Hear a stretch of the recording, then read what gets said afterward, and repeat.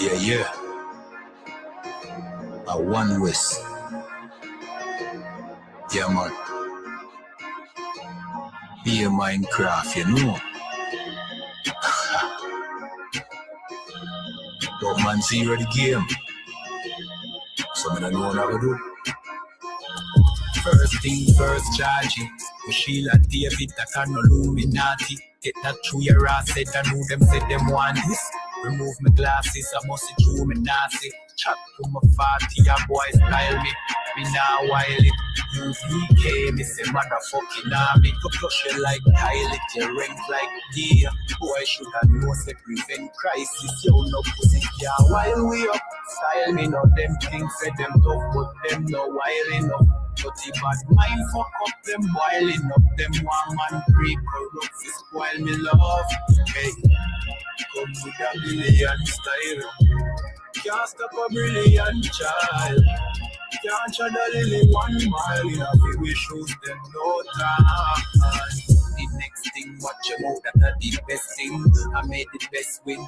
Charge it, who am I kidding? That's way. I one West run your city and your damn street. Who say IUIC, up your fuckery. Purple body boy, them that's the police. Alone war man a green, say no peace. No give me rice and peace, give me more beef. And from a style and a week at the factory. Have your cry cause she need up the bad grease. She say she love the fat shield and the black sheep. You say me love you not please, it attracts me. And anyway the black squeeze, so stop breathe. The enemy them a feel like trap dead. But not late when the killer them touch the street. We have take over, nobody can stop we. Yeah, while we up, style me no them things say them tough, but them no wild enough. Dirty bad mind fuck up them, boiling up them one man break corrupt to spoil me love. Hey, come with a million style. Can't trick a militant child. Can't tread a lily 1 mile in a few shoes, them no time.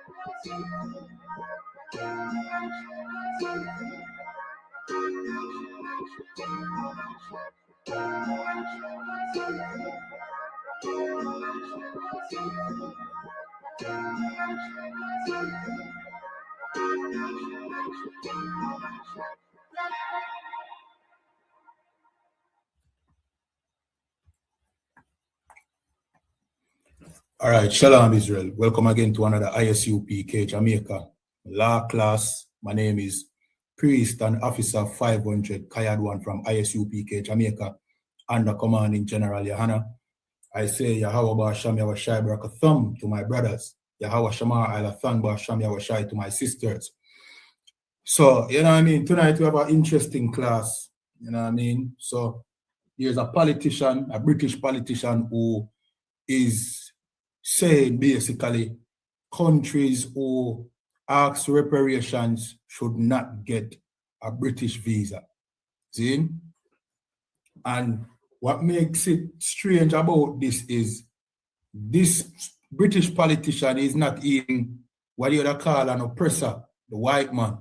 Of course, we have many oppressors, you know what I mean, in this captivity, the white man being the main one. See?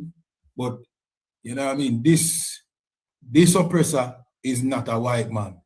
He wouldn't be what you expect, or you should expect, but you know what I mean, we tend to don't pay attention to these people as we can't obviously we pay attention to the white man, you know, because our people love the white man, despite all of the crimes that this oppressor have committed against our people.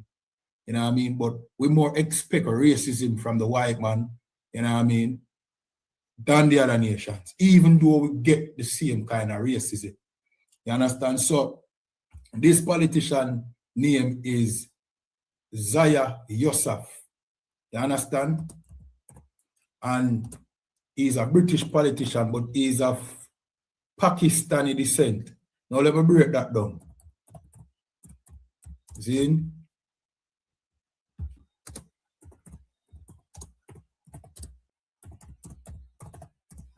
I'll break that down. So Pakistani descent simply means he's an Elamite according to the Bible. Now, who's an Elamite?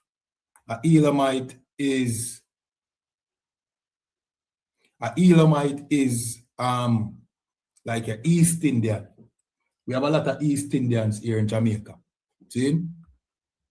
In Trinidad and Tobago, the East Indians, they are not the majority, but they make up like 40% of the population. So, you know what I mean? They are them numbers, you know what I mean? They have a lot of numbers in Trinidad.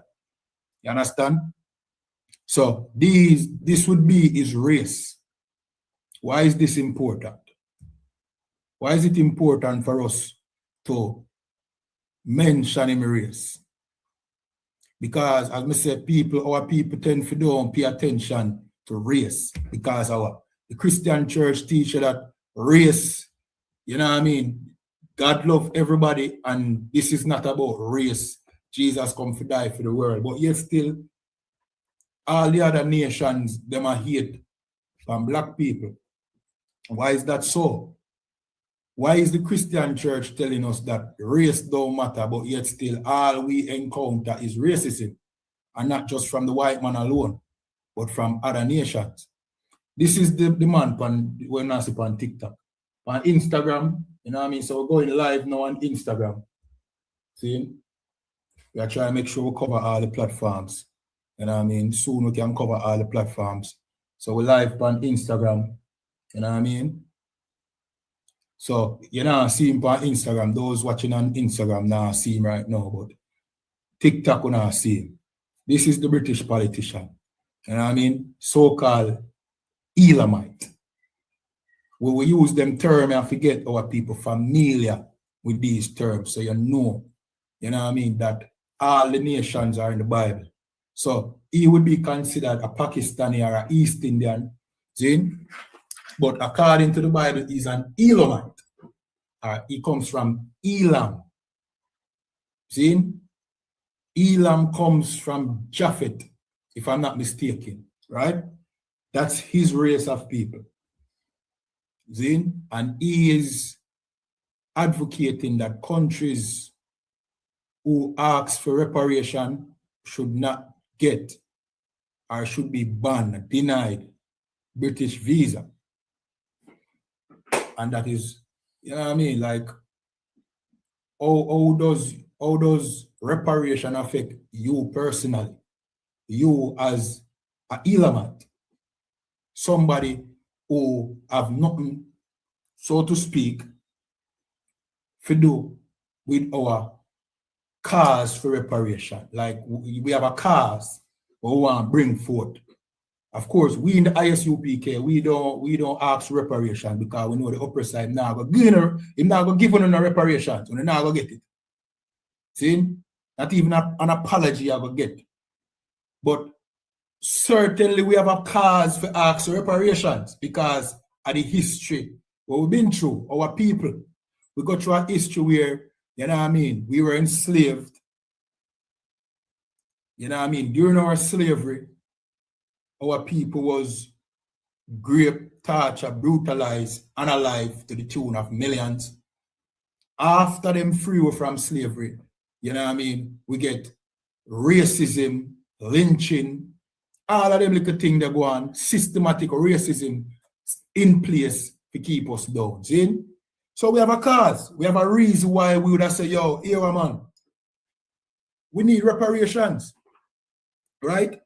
Is either reparations or it clear within a state of war, because if the same people who enslaved with still a rule over with, and there's no kind of, you know what I mean, no kind of solution to make up for what we go through.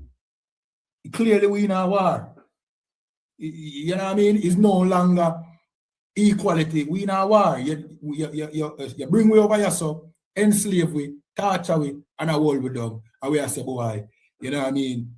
Give us some restitution. And you say, no, as a matter of fact, if you ask for restitution, we're going to ban your visa. You can't get no visa from we. We in a war. It's a war, we in. This is a siege. You understand? And that is what our people need to understand.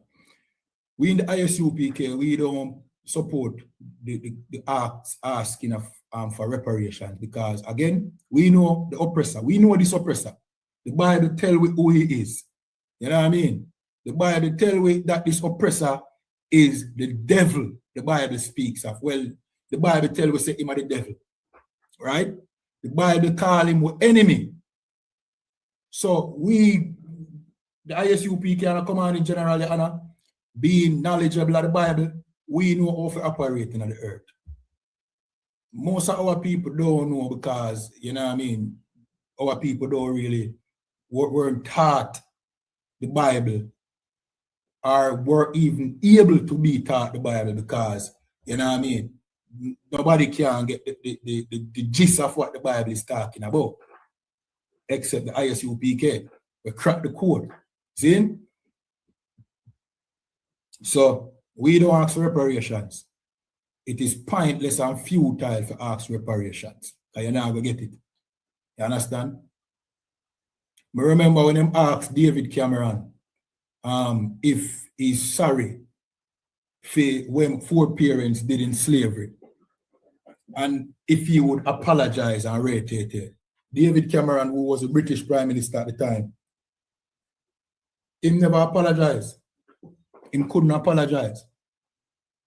And I just a couple of years now, I don't remember which one of the prince them of Britain gave this little, you know what I mean, half apology. So not even a good apology, them not willing to give. So you're not getting reparations, and how long you ask reparations. And I look on it like this too. If them give you reparation, right? They have to go give everybody reparations. So if them give Jamaica reparations, no, they have to go give Bahamas reparations. They have to go give Trinidad reparations. They have to go give the Negroes who brothers them, the tribe of Judah in America, reparations. Them have the wealth, you know, but them not willing to give up so much. And the question is too, what is the cost on our reparation? What is the price? See, like the 400 years we suffer over here. So what is the amount that can rectify the situation? Is it what Mike Henry did recommend a couple of years ago? $4 billion. Boy, I tell you, them politician, and him is a devil, you know. Mike Henry, you know. He's a white man, he's a devil. See him? Here what him did one, I recommend $4 billion for reparation. So is $4 billion good compensation for what our 4 parents went through and what our people, you know what I mean, still going through because of the side effects of slavery and oppression? The millions of lives lost, hundreds of millions. I think it's 99 million black people was unalive over here during the transatlantic slave trade. So you tell me, say, and Jamaica what? Couple 100,000. See? So you tell me, say, $4 billion is good compensation for what we went through. If you ask, we in the ISUPK and a Commanding General, YAHANNA, no amount of money can compensate for what our people went through over here. The only thing can compensate for our slavery is to put the oppressor back in a slavery. You understand? And when we say that our people, them just throw them hat up in the air now, them gone. I must say that will never happen. And that is the fear that our people have for this oppressor and the reverence. We respect this oppressor too much. You understand? And That's why we tell you, you have to respect the Bible. Don't shun the Bible. Because you see the Bible said the oppressor I go pay for him slavery. You understand? Let me find that scripture quick and fast. And then I go play the tape when this heathen basically, you know what I mean? He might say, we don't forget no visa because we want compensation for reparations. You understand?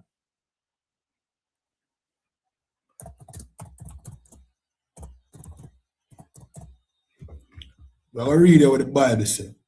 You know what I mean? That's why we don't want to put the Bible in this religious category, you know. Take it out. Just boil it down to the church, don't know the Bible, and them don't know what to talk about. You know what I mean?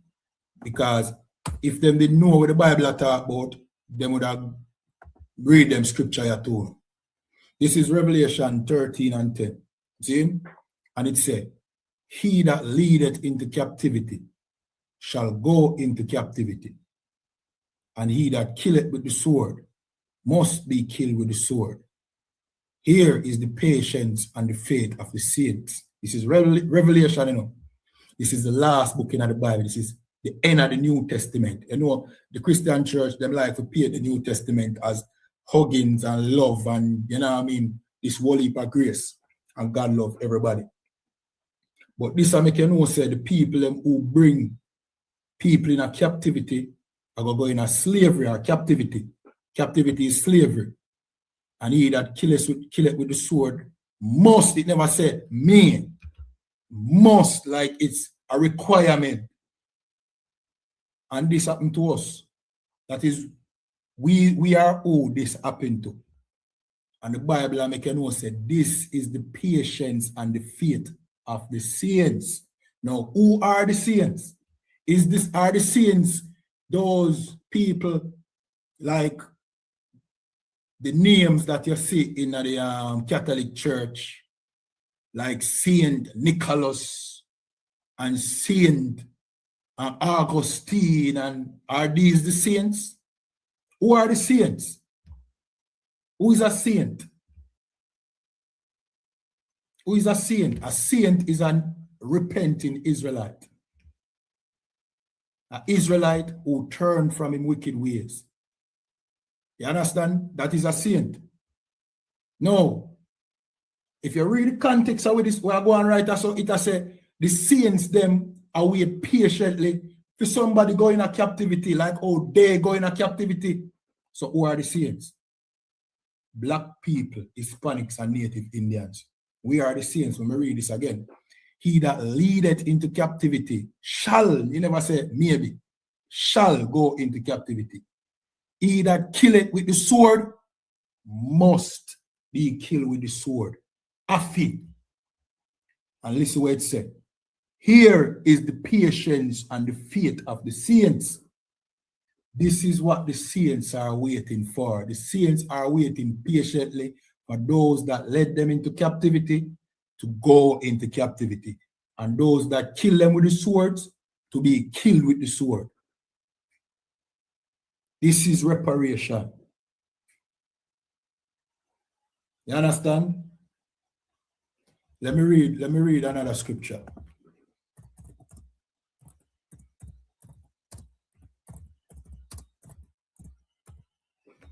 Let me read another scripture.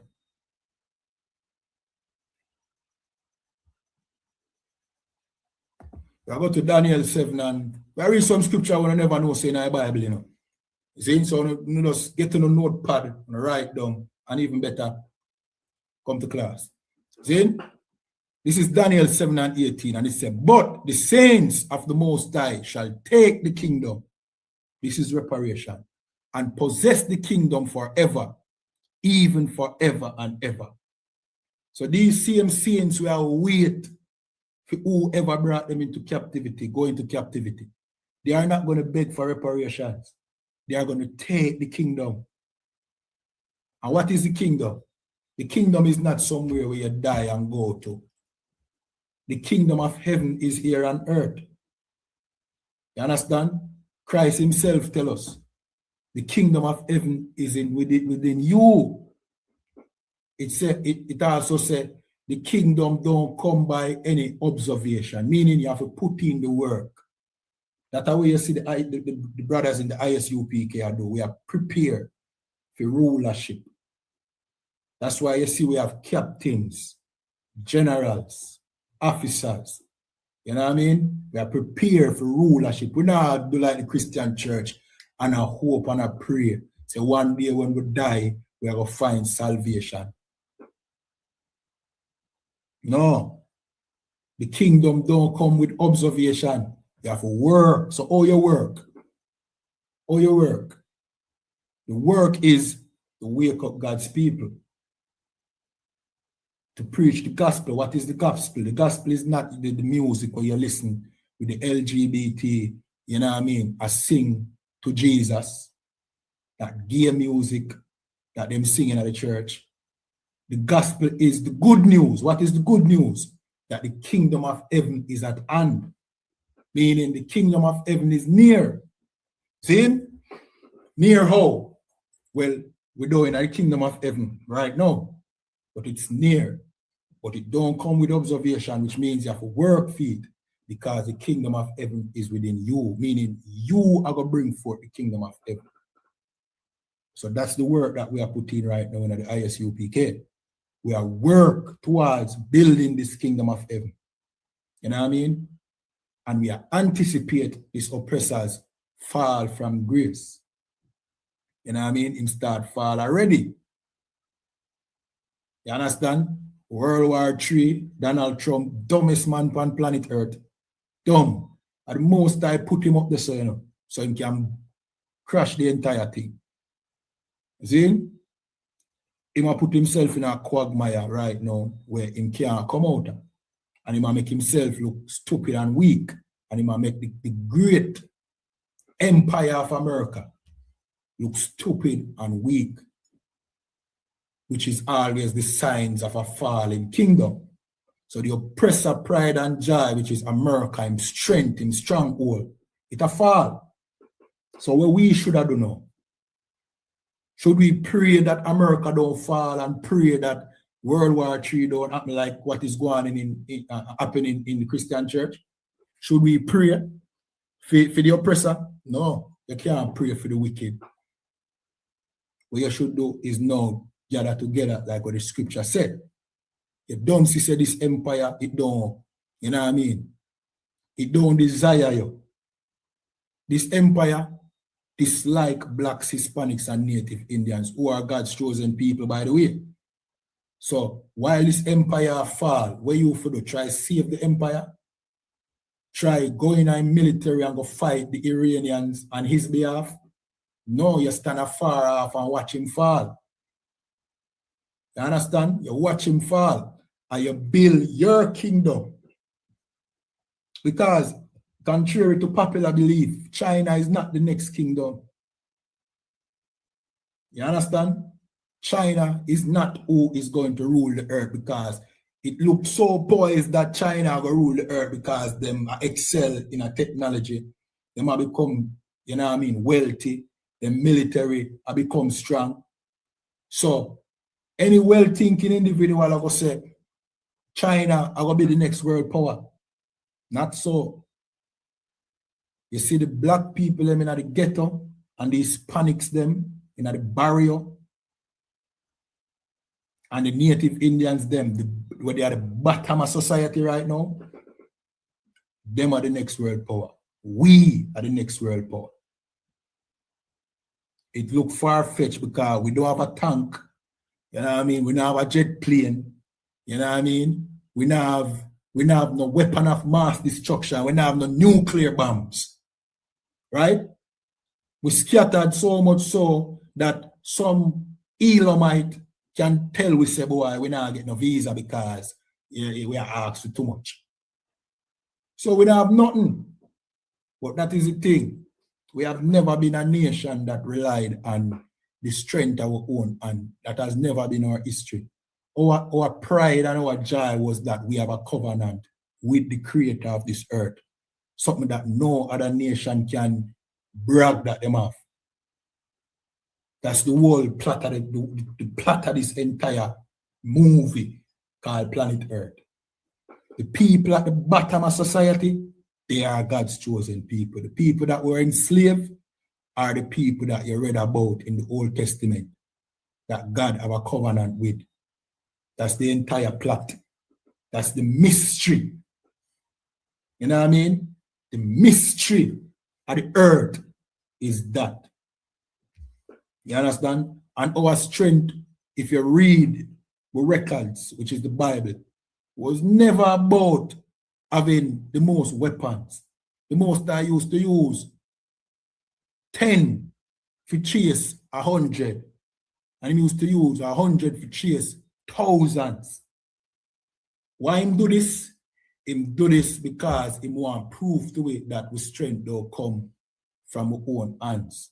He want to always remember that he is the source of our strength. And him give us supernatural abilities we still have today.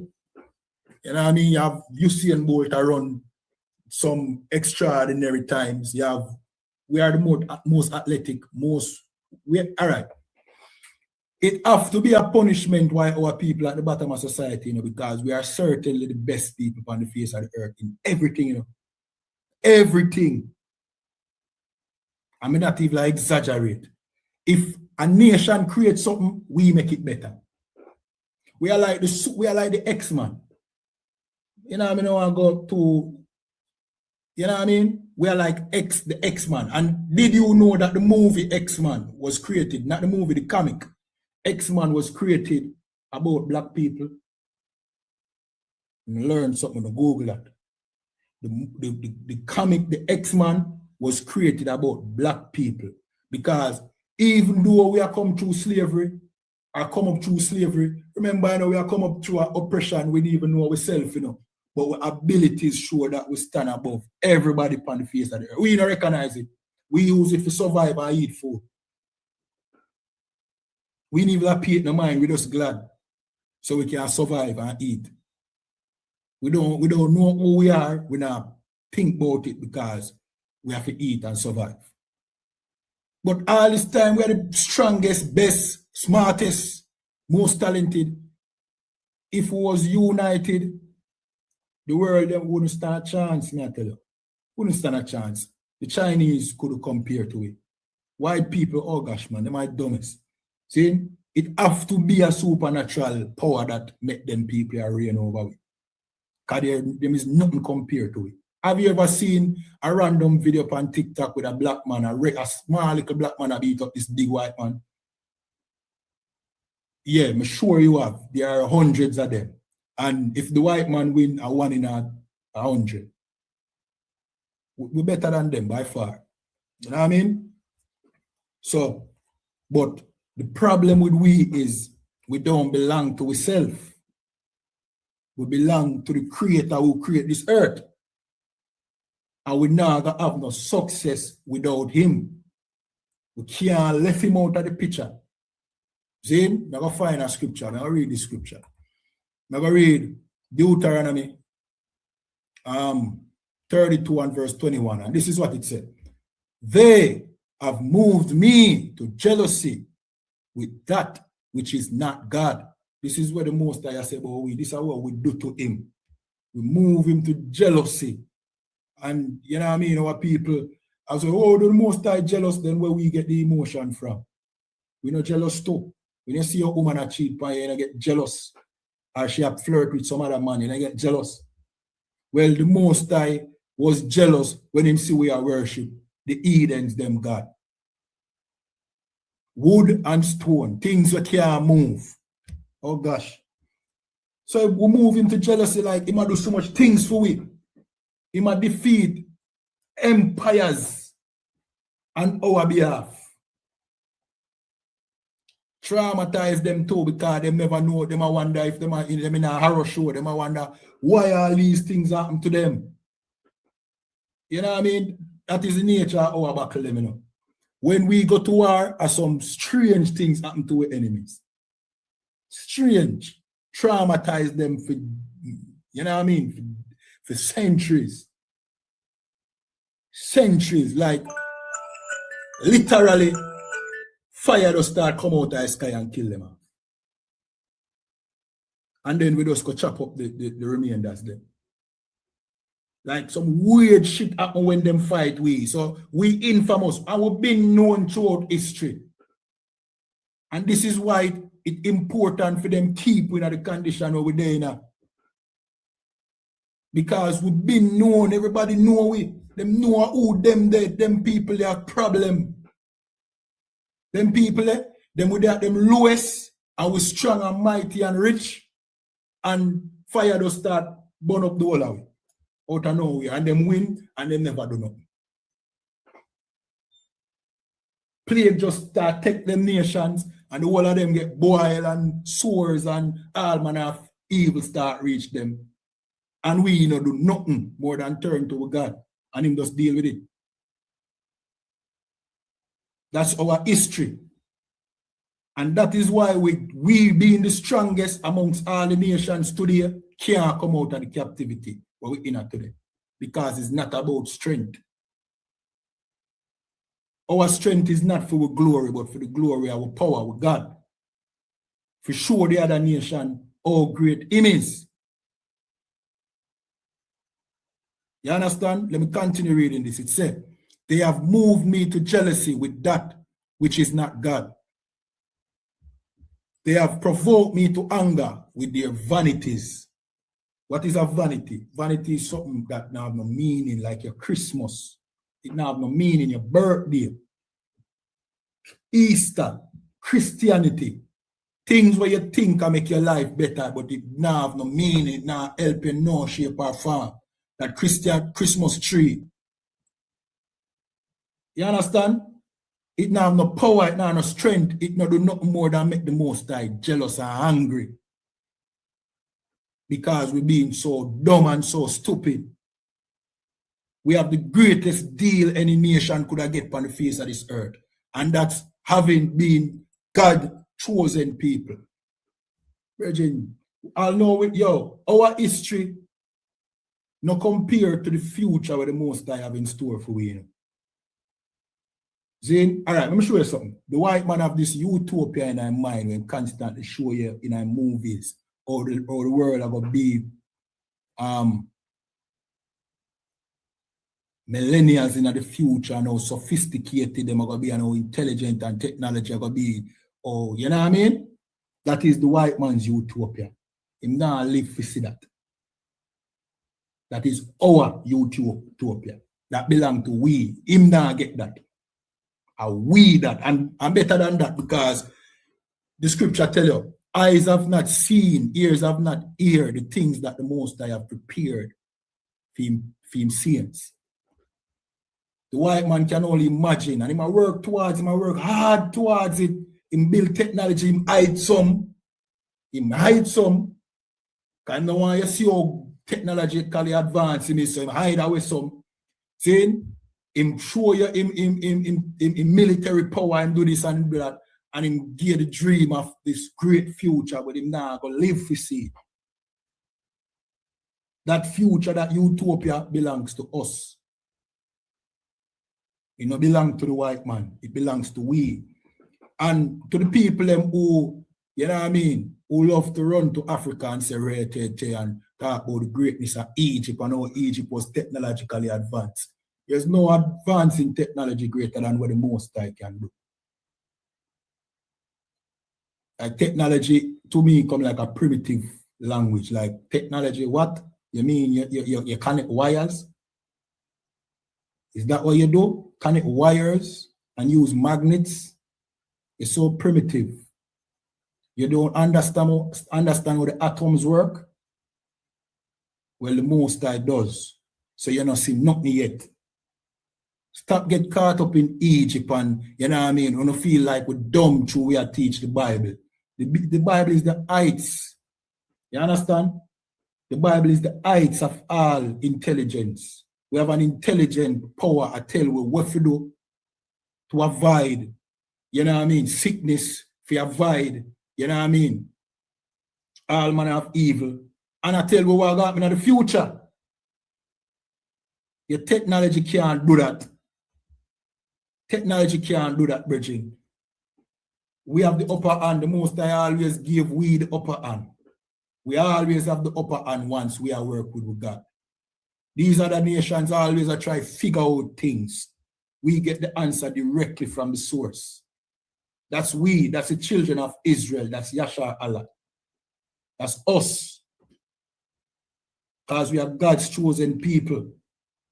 We got the mysteries of this earth and this universe.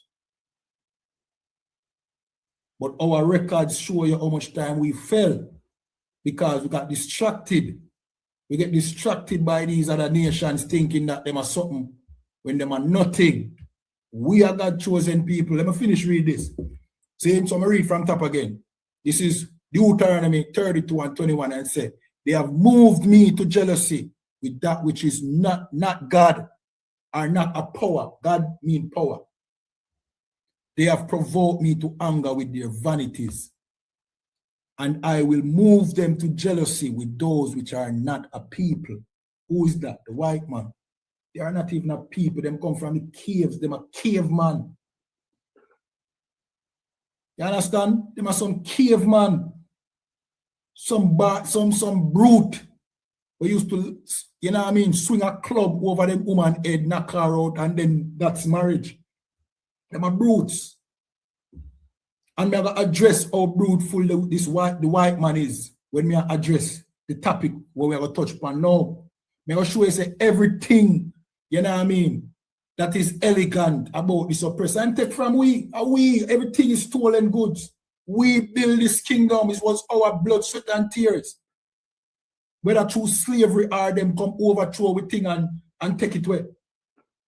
All of this belong to us. If it not belong to, you know what I mean, Judah, it belongs to Israel. Meaning, if it's not black people talking about Judah, Benjamin, and Levi, and the Hispanics, them build it. And we make this world colorful and great. And we are the people them who are so sophisticated and so elegant and with class. And that is not, you know what I mean, savages. And we are the people them with laws. Not the Africans. The Africans, them not the laws. Them not the laws. Them do what them mother sleep with son. That's what was going on in Egypt. We have rules concerning certain things. All right, me give an example. So today you have a law against incest. Where you think that come from? That come from out of our scriptures where we write the Bible. The Bible is not a religious book, you know, them thief it and we write it. We had a law against that. Why? Because the Most I say, yo, don't do that. Why? All right, do it and see. And guess what? Handicap pitney. See? Most I been a give us the heads up. The blood too rich, you can't sleep with your sister boy. And now them have a law against incest because what the Most I gave to us was right. Everything when give it, him said, don't eat pork, don't eat swine. See? Why? All right, go and go eat it, no high blood pressure, sugar. You know what I mean? Heart disease, all manner of illness. Don't eat anything in the sea that don't have scale. So the Most I tell you, it is like a man design something and he might tell you, oh, it operates. That was given to us. Zin, let me go down scripture.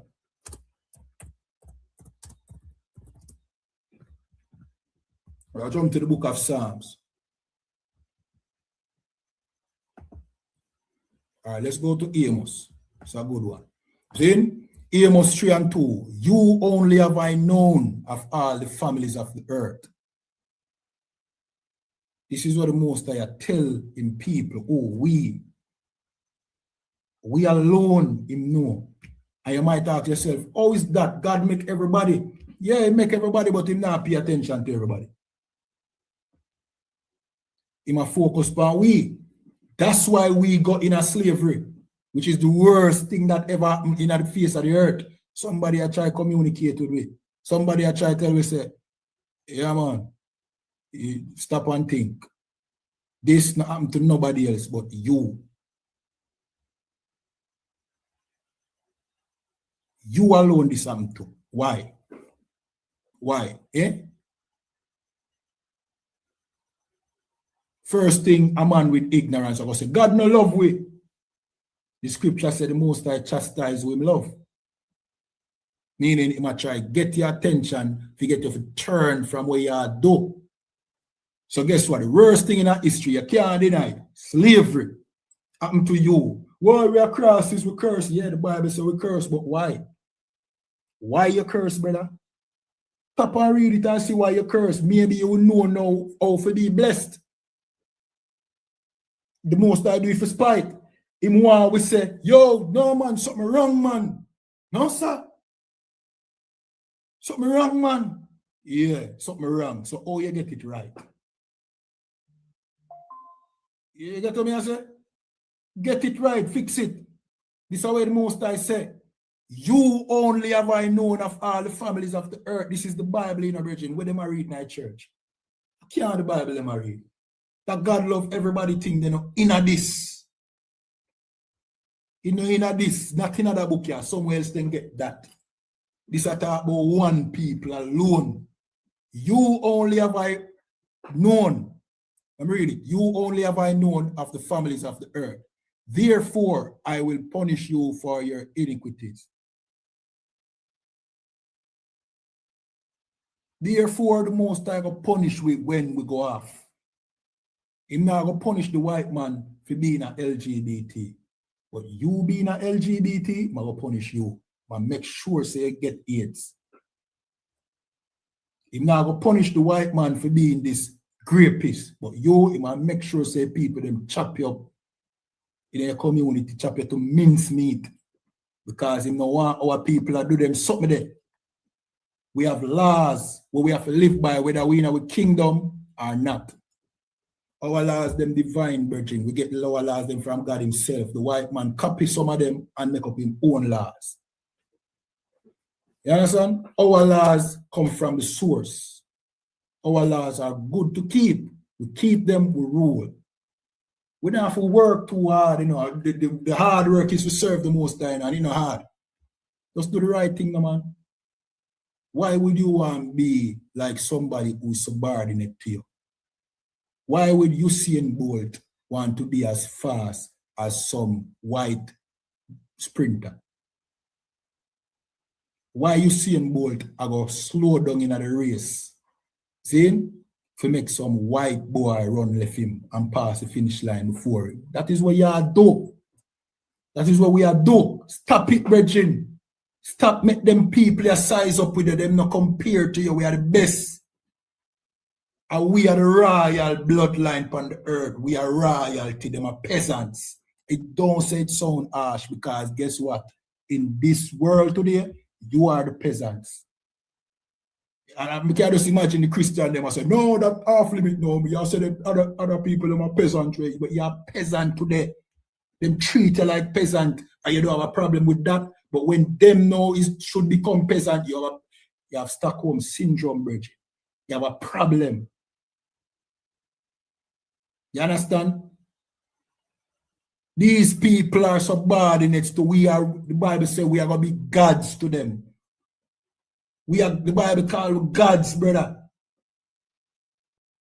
Them nation you know compare to it. You have a video. Let me tell you something. You have these other nations, them are do well in the earth. See? And them are prosper. And our people believe say boy I true them great. I'm going to a store today go buy a fan. And I look on, you know what I mean, at some Arabs. Maybe them are East Indian, you know. Because the God, when we see the picture of the God, when we see them upon them wall and a white Jesus, you know, because they don't believe in the white Jesus where you get enslaved and to serve. You know, white Jesus in the Bible. See? Them have feed them God upon them wall. You understand? But our people might see them God upon them wall and believe, say, oh, they must serve them God. That's why them great. Contrary to popular belief, our people are not atheists. We believe in a God one way or another, whether it's somebody else's God or our own God. Our people can never be atheists. Never. That no in a way. If a man say I'm atheist, he must force it. If an Israelite say I'm atheist and him not believe in a God, I force him, I force that God instill that in a way. To believe in a degree. We have the common sense, say God are real. But anyway, the heathens, them have them God upon them wall. It wasn't the white Jesus, it was Shiva. I say interesting. But guess what? Our people, especially probably people that will come work for them, I go look upon that and say, that them get them power from, Me tell you where them get them power from. Them get them power from you not serving your God. You see, when you are our God can't put on a wall, That's why the most I tell you, don't make no image. Don't make no image of him. Because you're going to feel like the image. Don't make no image. Just know something there. We can't put our God on a wall. We can't make no statue. Because we got real, brother. Them heathens there, them have to draw a picture and put it on the wall. See the Rastafari community, you know what I mean? Them have to paint a picture of Selassie. Why? Because Selassie dead. So them idols, yeah, our people go off into an worship, you know what I mean, throughout the ages, you know what I mean, today, the white Jesus are the most predominant one. And the reason why them heathens here prosper are because we fail to serve our God. We don't want to serve our God. We think it weak for believing a, you know what I mean, a greater power. I want to run God Christian church. When you think it's strange when we're telling us, say, yo, we need to be righteous. As if righteousness is weakness.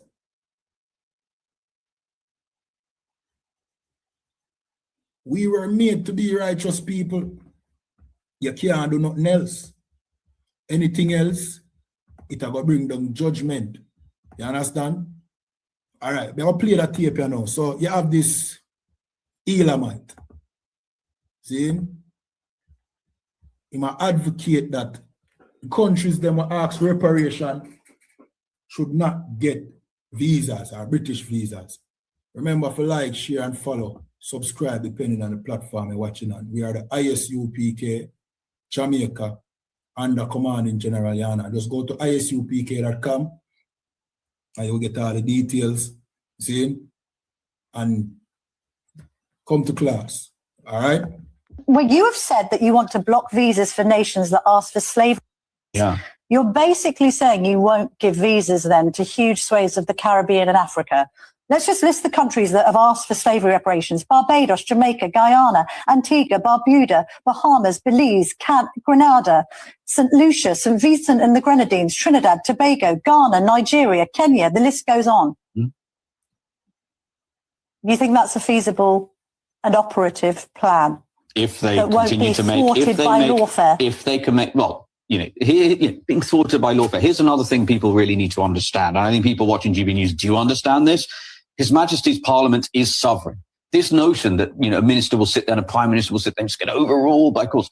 If we pass primary legislation to ensure those things happen, it will happen. You can mark my words on that. And do we again? So you're quite happy blocking people coming from the Caribbean or Africa? Say, for instance, if they have relatives here, you're going to say you just can't come because your country, even if you don't personally support it, supports slavery reparations. I think you're making the exact argument about why there are outrageous demands that people watching this program should pay them reparations. Outrageous to demand slavery reparations, but people might equally think that it might be used then if it's outrageous, it's about time Britain. Do you not agree, Camilla? It's about time Britain grew a backbone. And what we're saying is, if Nigel Farage is our Prime Minister, we're not going to allow Britain to be slapped around on the world stage. By the way, number one, Keir Starmer abstained. So he might make a point where I say, all right, if reparation must be paid, you know what I mean? Yeah, make the same argument as the people them who say, well, they never there. Because you never there during slavery, so why the people them who never there during slavery must pay reparations? Well, the difference is this, and there's not much difference, but this is it.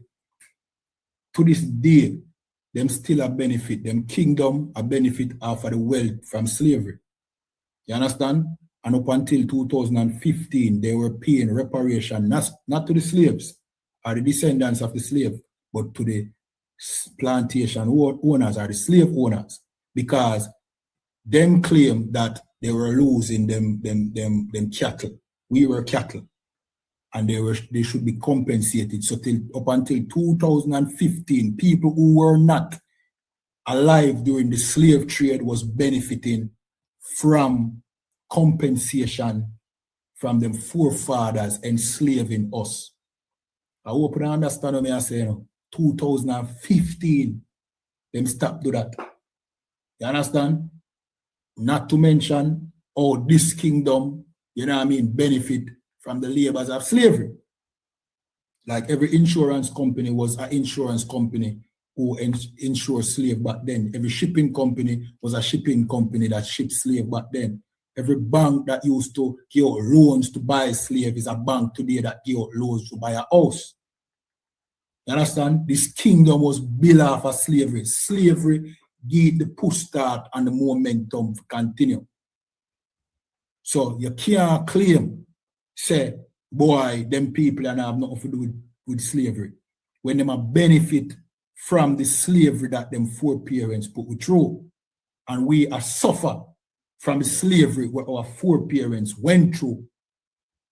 You understand? So you can't say cause reparation unwarranted. But we in the ISUPK, we tell you that the most I have something better in store for you than reparations. Because we are going to get when them give reparations. You think you are going to get the money when them give the reparations, if and them won't, by the way. It are going to your government and it are going to fix the road. So to speak, you know what I mean? Maybe fix road.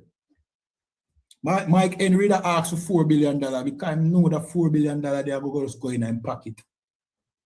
It now going to reach you. And with $4 billion can do for, you know what I mean, the 2.8 million black people were there in Jamaica and the diaspora. Everybody are going to get $1,000, $3,000 for slavery. It don't make no sense. The most I have something better in store for you, and that's rulership. The kingdom of heaven, meaning ruling this earth. That's the kingdom of heaven. Rulership over this earth. You want it? Yes or no? Because it is at hand. It is at hand, like what Christ said. The kingdom of heaven is at hand. It is right near in your grasp. Your hands, see that? Your hands. It's within reach. Don't see it as impossible. When Christ was here, a black man called Yahawashi Mashiach, and him walk upon water as an example of showing us that nothing is impossible. Just have faith in the Most High. You see? Everybody, you know what I mean, nobody never walk upon water yet. Christ come and him be a sign as proofs of who him is. That was his job. Prove to them who him is, and then be the sacrifice for bring us back to the Most High. So how improve? Raise people from the dead. You can't deny, say a man will raise people from the dead was sent by God. You would be lying to yourself. You know what I mean? Heal the blind, heal the sick, do some miracles. You understand? Make limbs grow back. You know what I mean? Them thing that Christ do, and then what him do. With all that power, give up your life for the entire nation of Israel, so that we could come out of captivity and earn our way back into the Most High good grace. You understand? And we know his disciples, brothers in the ISUPK and the commanding general, YAHANNA, we are continue that work. We are continue the work with Peter and John and them man they died doing. We are continue that work. Are we in that crucial time now when our people need that light? You understand? Need that lamp to guide them. And that is what we are doing. We're giving them an identity, but we're telling them, say, yo, you're not no nigger. Well, nigger just mean black, you know, but them boil it down to you just being a color, right? But you're God chosen people. You're not no speak. You're God chosen people. You're not no wetback. You're not no, you know what I mean? No Indian, like them call the native Indians, trying to put them in the same bracket as these heathens, the East Indians. You're not no Indian or no savage. You're God's chosen people. You're the best people on the face of the earth. You know what I mean? And no redemption are forward soon. We just have to prepare because now the oppressor kingdom, it'll fall. Then, now we have to prepare to stand in place of the oppressor, to replace him. Because the Chinese now go get it. The Iranians now go get it. The East Indians now go get it. Me not call Russia because Russia is the white man too.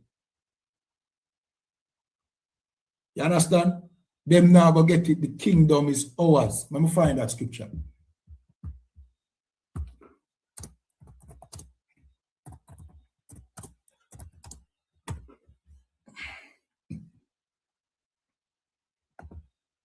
This is the book of 2nd Ezra, 6 and verse 9, and it said, "For Esau is the end of the world."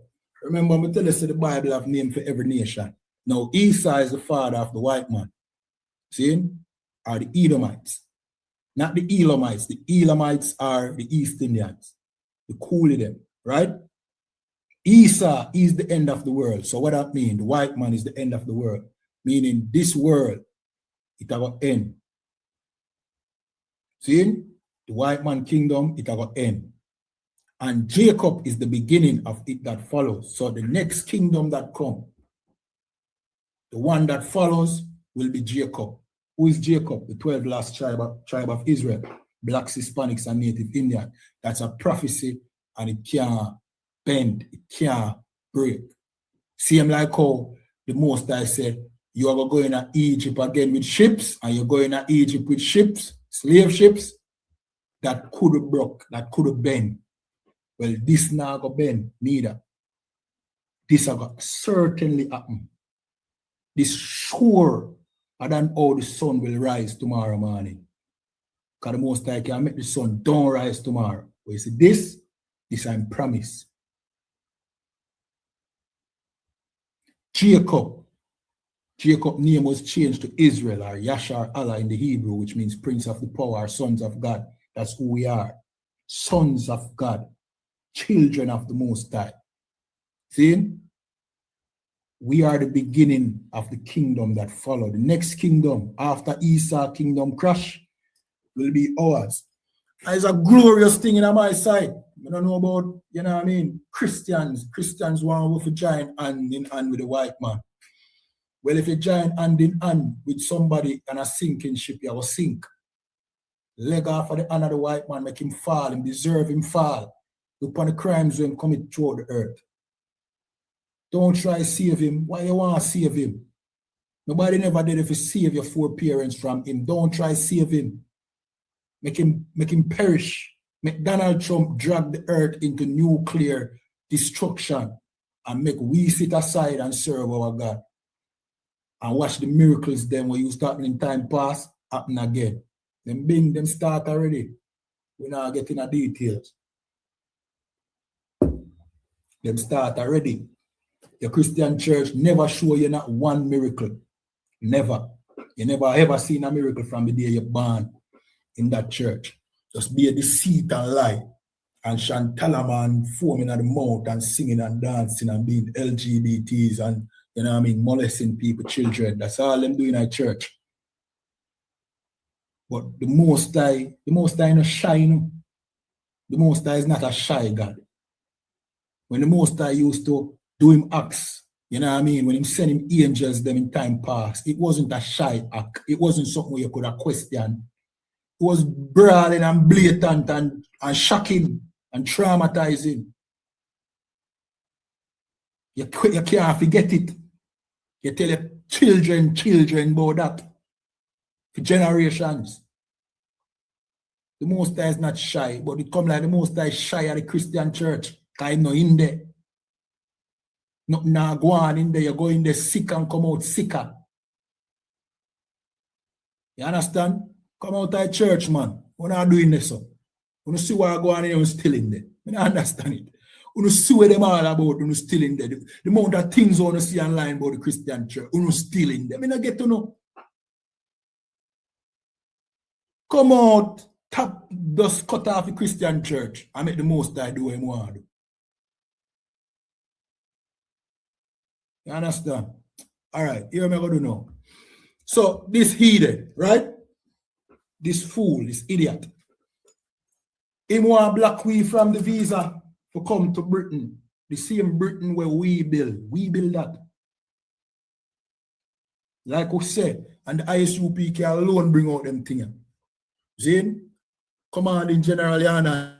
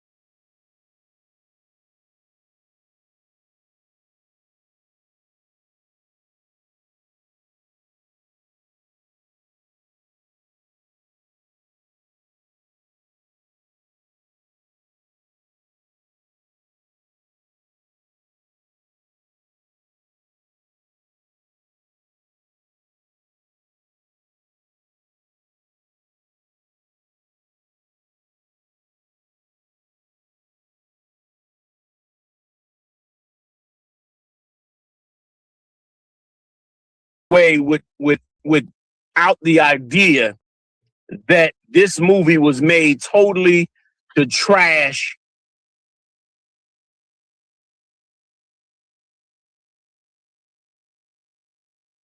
the black image. And this black image is trashed, and not only the black image,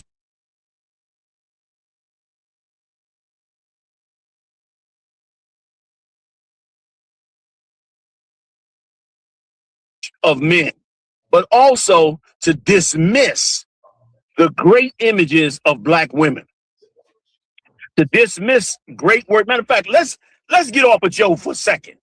Let's just talk about Kathy for 1 second, okay? I mean, this brother, like I mentioned in the class, this brother worked in a steel mill, okay, to take care of his family. And I made a mistake. He didn't have 8 children. He had 9 children. He had 6 boys and 3 girls. And I'm going to bring up Janet and all that in a second. And he had these boys. Now I don't even know what this even looks like. But he had triple bunk beds and 2 sets of triple bunk beds in one room. His daughters, his 3 daughters, grew up in the living room. That was their bedroom. And they slept on a pull-out couch, all 3 of them next to each other. And that's how Joe Jackson tried to raise his 9 kids. And Kathy, there's very few women that I see have ever risen to this occasion. The amount of patience you have to have, the amount of, virtuousness you have to have, the amount of, and listen, and she worked a job as well. So he's in the steel mill, she's working a job, and they're sticking together despite any issues and problems that they may have. And how do you quantify that? How do you deal with that? You only deal with that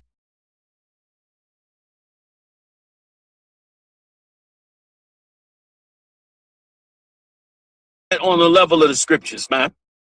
On the level of the scriptures. They got us fighting over Megan the Stallion, who finally said she's going to take the name Stallion off of her name because she's not an animal.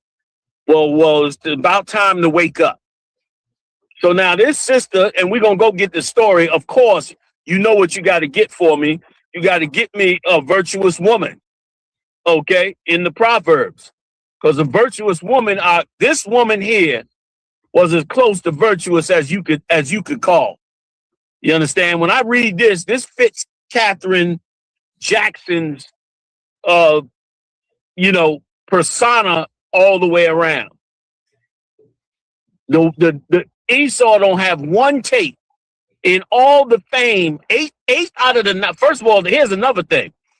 8 out of the 9 children that Joe Jackson had was successful musicians, became multi-millionaires, including Janet Jackson and Rebe Jackson, the 2 girls, along with all the boys, became successful and wealthy. Now, what are the odds of that? What are the odds that you have 9 children, and 8 of those children become successful, man? And today's society trashes any successful black man. Any successful black man, they ready to trash. Pull up Proverbs for me and pull up a picture of Kathy. Can you pull up a picture of Kathy for me, Kathy Jackson? Kind of one con, sir. Pull me up a picture of Kathy Jackson and somebody pull the Proverbs and let's start off reading right there. And anybody in the class that wants to chime in on a scripture about positive sisters, man, feel free to do so. I'm going to tell you a couple of more sisters that kept their thing together. What about Martin Luther King's wife? What was her name again? Anybody in the class? What was Martin Luther King's wife's first name? Coretta, that's right. Coretta Scott King. Have you ever seen Coretta Scott King in a photograph with booty shorts on? You ever seen Coretta Scott King knocking MLK upside his head? And he was a disgusting whoremonger and probably a notorious homosexual. No, I don't have proof on that, but he was probably a homosexual. So, but is there any proof of that? Is there any proof that she was in the streets? She stuck with him to the day he died. All the fame, all the power, all the lies, all the lust, all that he was doing, she never broke ranks. There you go. She never broke ranks, man. Like, that was an honorable sister right there. Like, that is a sister. That's a role model. Like, and here's the thing. If you notice, in Hollywood or nowhere else, they don't even mention her. When her story, that's who they should have made the movie about. Right. Her and Joe. And what it took for them to get out of the bottom of the white man's hell. That's right. You understand? To get where they got to get. That's the road. That's who you want for your mother. And let me tell you something. If you didn't grow up with a mother, or you grew up with a mother that was on drugs or something horrible like that, or your mother passed away young and she couldn't be there with you, you can go look at Catherine and see an honorable sister. Now, was she perfect? Of course not.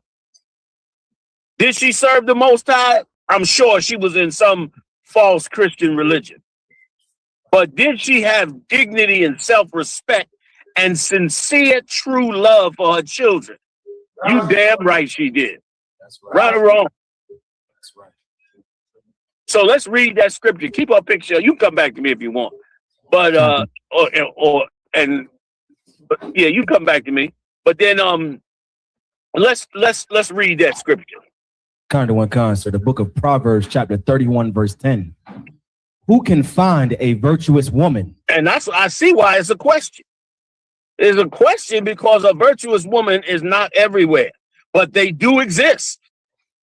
They do exist. And Catherine fit the bill. 9 kids.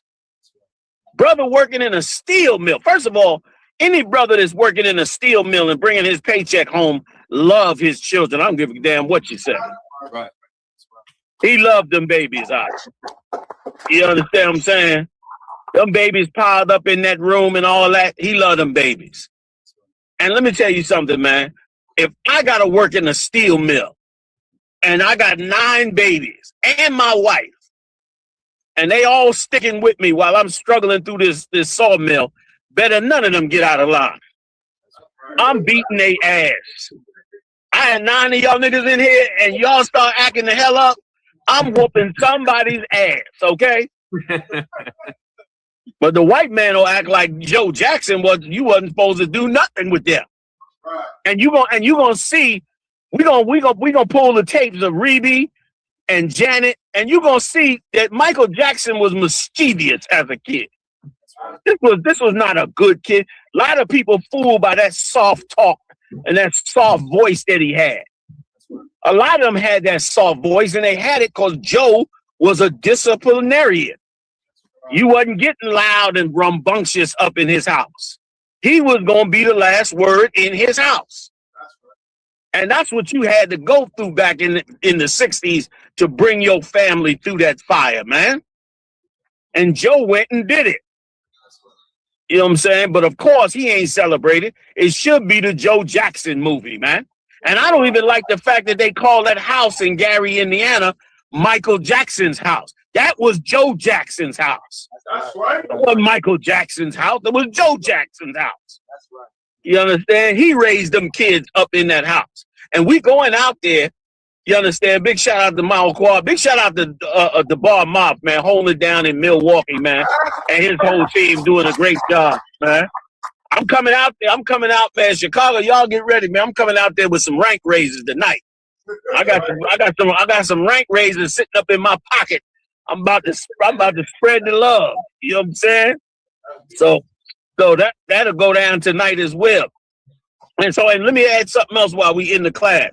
I know that I'm raising up brothers at different times, but it doesn't matter. Whatever point you was at in the ranking, you're gonna stay in that order if you become a captain.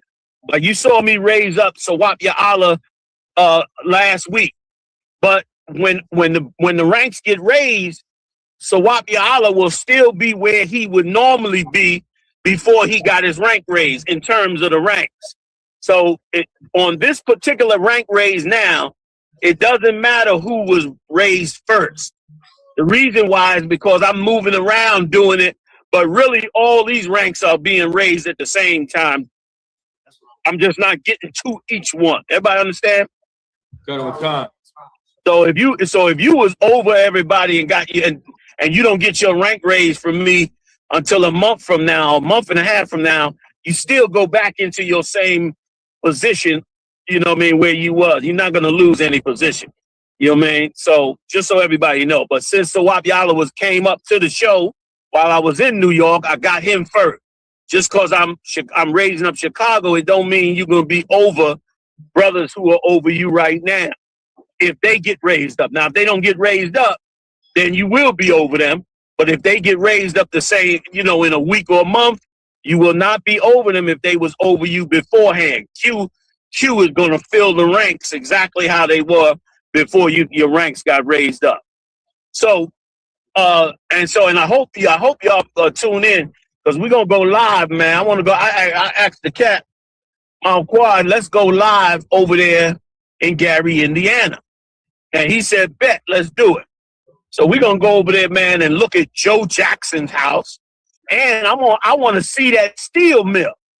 I want to see if I can see that steel mill in Gary, Indiana that he worked at. Anybody from Gary, Indiana, or know about Gary, Indiana, and know where that steel mill is, man, send us that thing. I want the world to see that steel mill. That's what the hell should have been in the damn movie. You understand? That should have been in the movie. So getting back to Catherine, let's talk a little bit about her through these scriptures. Go ahead, Op. Tell them where you at. Kind of one concert, the book of Proverbs, chapter 31, verse 10. Who can find a virtuous woman? Right. Who can find her? Because every nation wants to make your woman a whore. They don't want their woman to be a whore. They want your woman to be a whore. You understand? Them Arabs come over here from all over, open up chicken joints and all that. You see their wives got the burqa on. Sometimes they got the shiesty mask on, along with the burqa. They got the whole dress to the floor. You understand? They gonna have their wife in the right order. She ain't listening to hip hop music. But your woman, they want that way. They'll bring your woman in the back, or your young daughter in the back, and put her on. Some of these spots selling drugs and everything, and then using their fame and money from drug dealing to get your woman. Using their wealth to get your woman. But the Lord said, man, your woman is a virtuous woman. But she's hard to find because they're all trying to destroy her. And there's a lesson for all the sisters. Sister, if you really want to be positive, you really want to be righteous in the right spirit, and do not look at what these nasty hoes is telling you, man. Because look what the Lord did with Catherine. And you ain't going to tell me Catherine ain't sit in that 2-bedroom house in Gary, Indiana, and think this is my whole life right here. I ain't going to be doing nothing else in life. I'm going to raise these kids and that's going to be it. But lo and behold, the Lord shined on her and made her a multi-millionaire, her and her husband, based on the talent of all her whole family of talent. You understand? Like, you gonna tell me, hold it. All them scholars and all them naysayers and them haters that's hating on Joe, now tell me God didn't shine on Joe and Catherine with them kids. Now break that down for me. Show it to me. You can't show it to me. You know why? Because when Joe was bringing them kids out to become famous, they didn't dress half naked. Them girls ain't had their breasts out. Now, when they got adults and was able to do what they wanted to do, Janet got kind of wild. But when they was coming out under Joe, wasn't nobody doing that. Them boys wasn't doing that when they was up under Joe. You understand? So how you gonna charge him or Catherine and say, well, they went into wickedness, that's how they got wealthy? No, the Lord shined on them 8 kids, man. 8 out of the 9. The Lord did that. You know what I'm saying? The Lord did that, man. And because of it, they became famous. Go ahead, Op. Verse 11. The heart of her husband doth safely trust in her. Now, that's a heavy woman. Meaning the heart of a husband, meaning a man's heart. What does it mean when a man's heart? It means his mind, because a heart don't know how to trust. A heart just pumps blood. So when it say a heart, it's talking about the mind. And what does it mean that his mind safely trusts in her? Does that actually mean? That means that this brother knows that this woman that he has, he can go talk to her about what he's going through. He can talk to her about what their family's going through. He can count on her to make right decisions for the family. He don't have to be with a woman like some of us in this time now have grown up, and you've had women that you couldn't trust. You didn't know if she was robbing you in your own house. You had women that you couldn't trust whether or not she was sleeping with somebody. The cell phone brought war of the roses between men and women. The minute the cell phone came out, brother, every brother got caught with other women, and every woman that was out there sleeping around got caught with a man. And as it is this day, General Muhammad in council every week over it. Every week he got a case for somebody that went in somebody's phone and found some simpleness, and it got to be clarified. Most of the time it's never real, but it looks a certain way. And so it has to be investigated. Thank the Lord, it's very rare that it's a real issue. But nonetheless, in the world and outside the truth, it's a ton of that. And them brothers can't safely trust in that woman. They can't trust that the mission that the two of them are on is going to be maintained. They can't trust that she's on a different mission than he is. They can't trust in that. But a man is supposed to be able to trust in that. Well, Joe Jackson was able to trust in Catherine like that. How you know? You ain't hear nobody bringing those stories that Catherine went against Joe and fought Joe, or wanted to go in a different direction, or wanted them girls to dress the way they are, or as some of you modern women say, well, you know, they got to get experience. You, in essence, you saying let them hoe around for a little while. Right.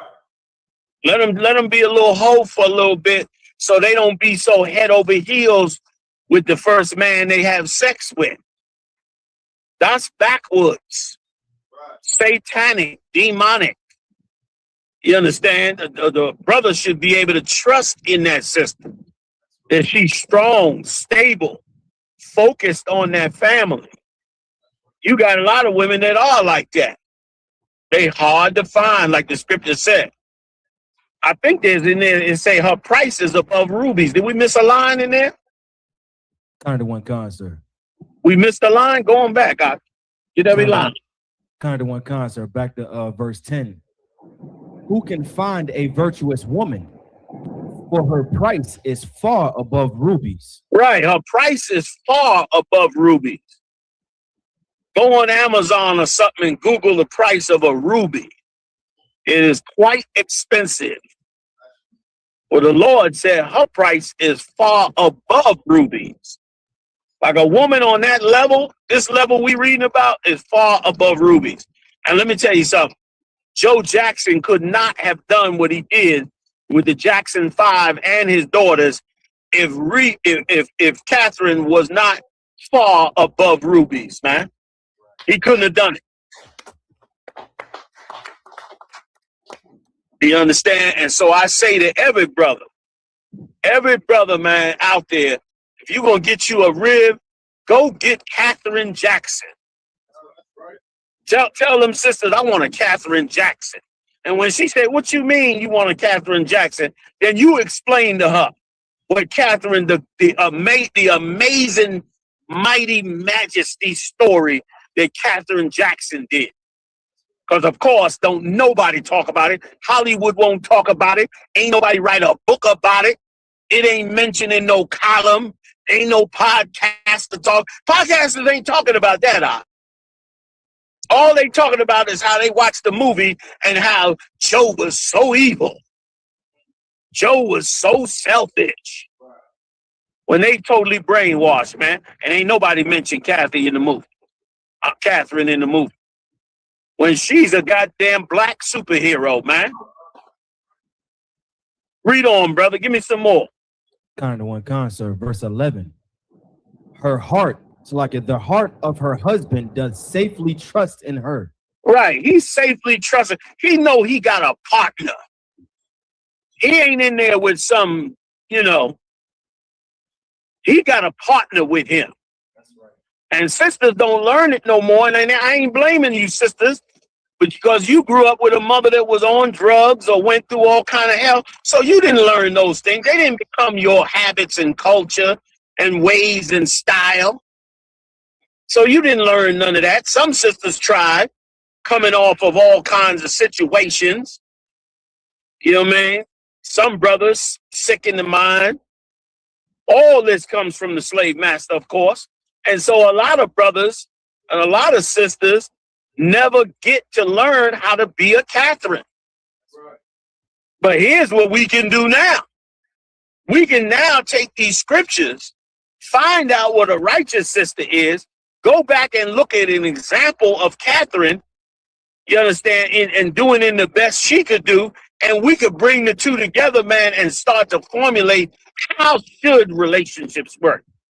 It ain't even supposed to be no schisms all in the public in relationships. Relationships ain't supposed to be all over the news and all in TV. It ain't even supposed to be that big a deal, because the relationships is supposed to be working together quietly in each person's house. You and your rib is supposed to be just towards one another, learning the things that Yahushua said, and then we get out here in these streets and handle all kinds of real problems. But instead, all you could think about is your relationship problems, because you can't make a relationship work because you ain't been taught to make a relationship work.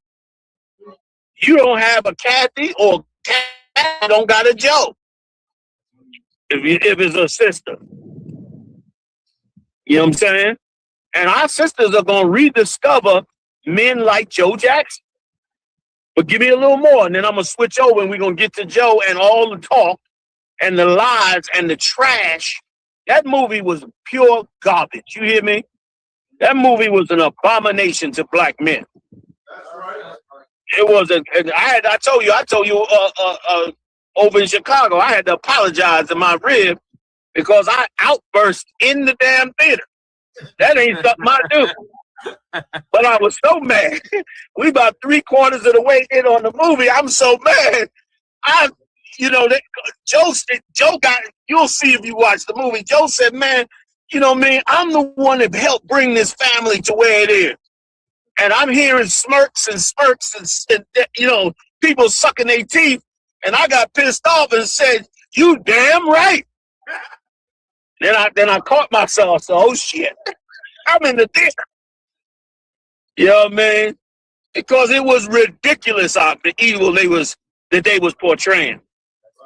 You know what I'm saying? And that old faggot that played that old sodomite that played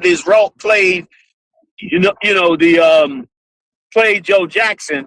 Like he took on a real demonic spirit to play that role, a real beggarly gutter spirit to play that role. You know what I'm saying? And them boys that allowed that movie to be made just so Jermaine Jackson's son could start another gay career was the evilest thing in the world.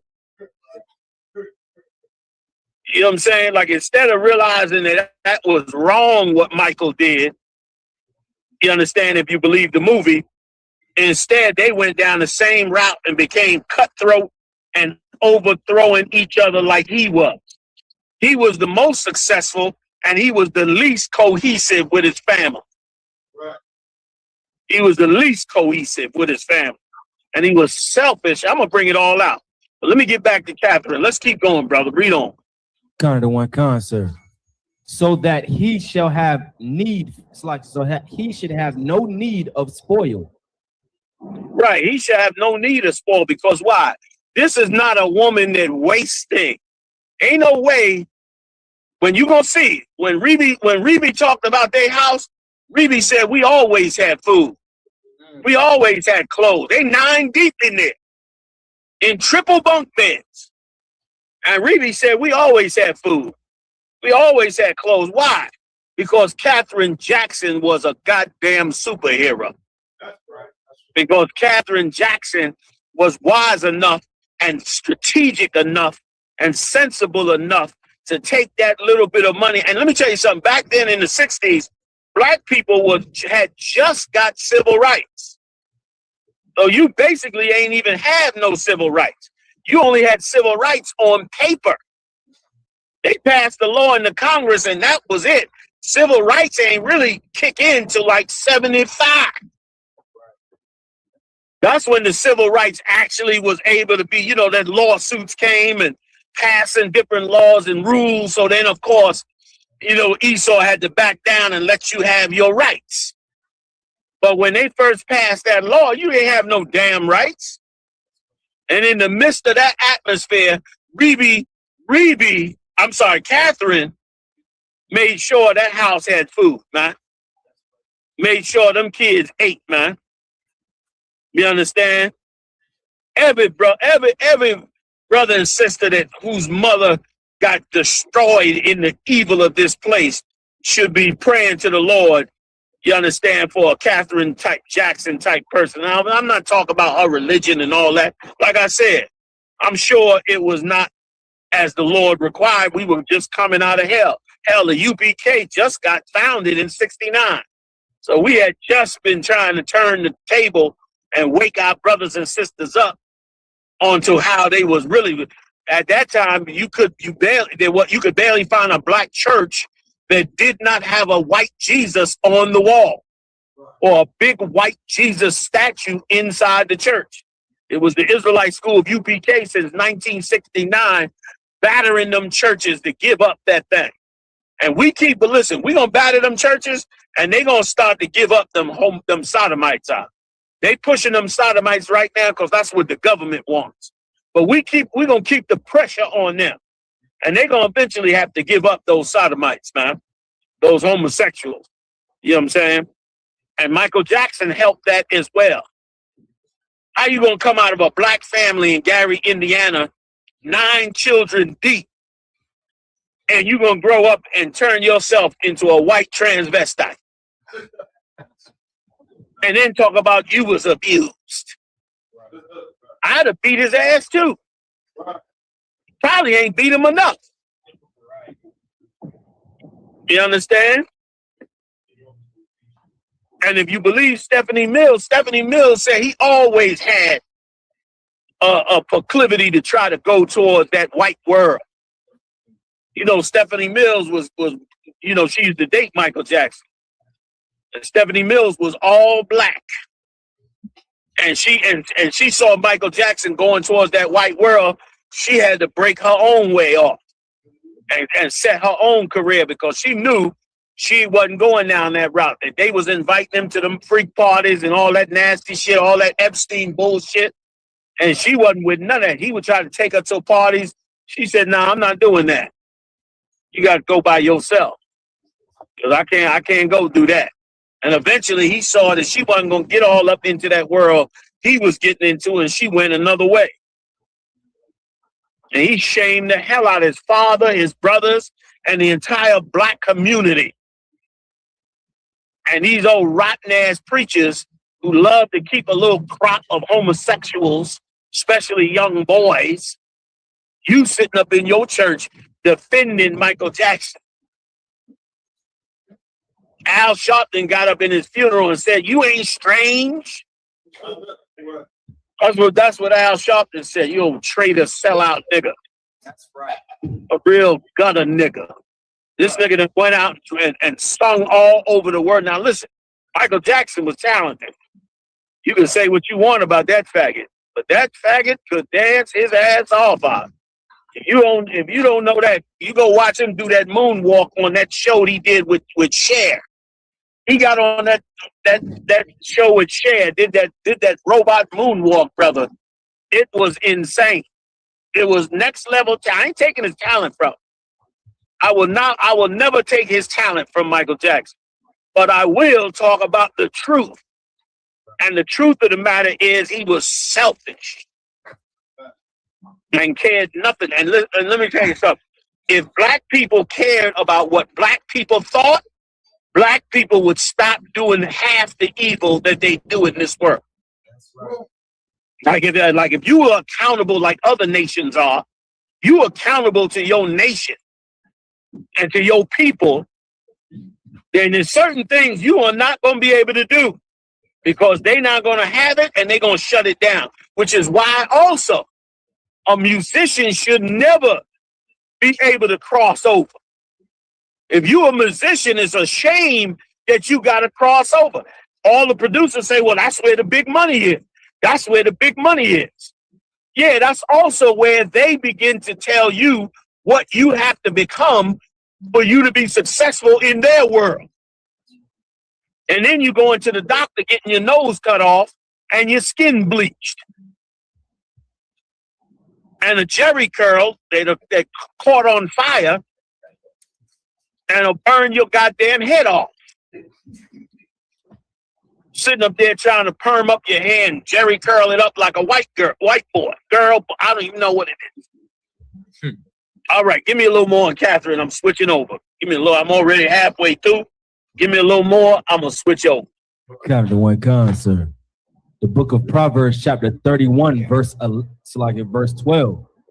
She will do him good and not evil all the days of her life.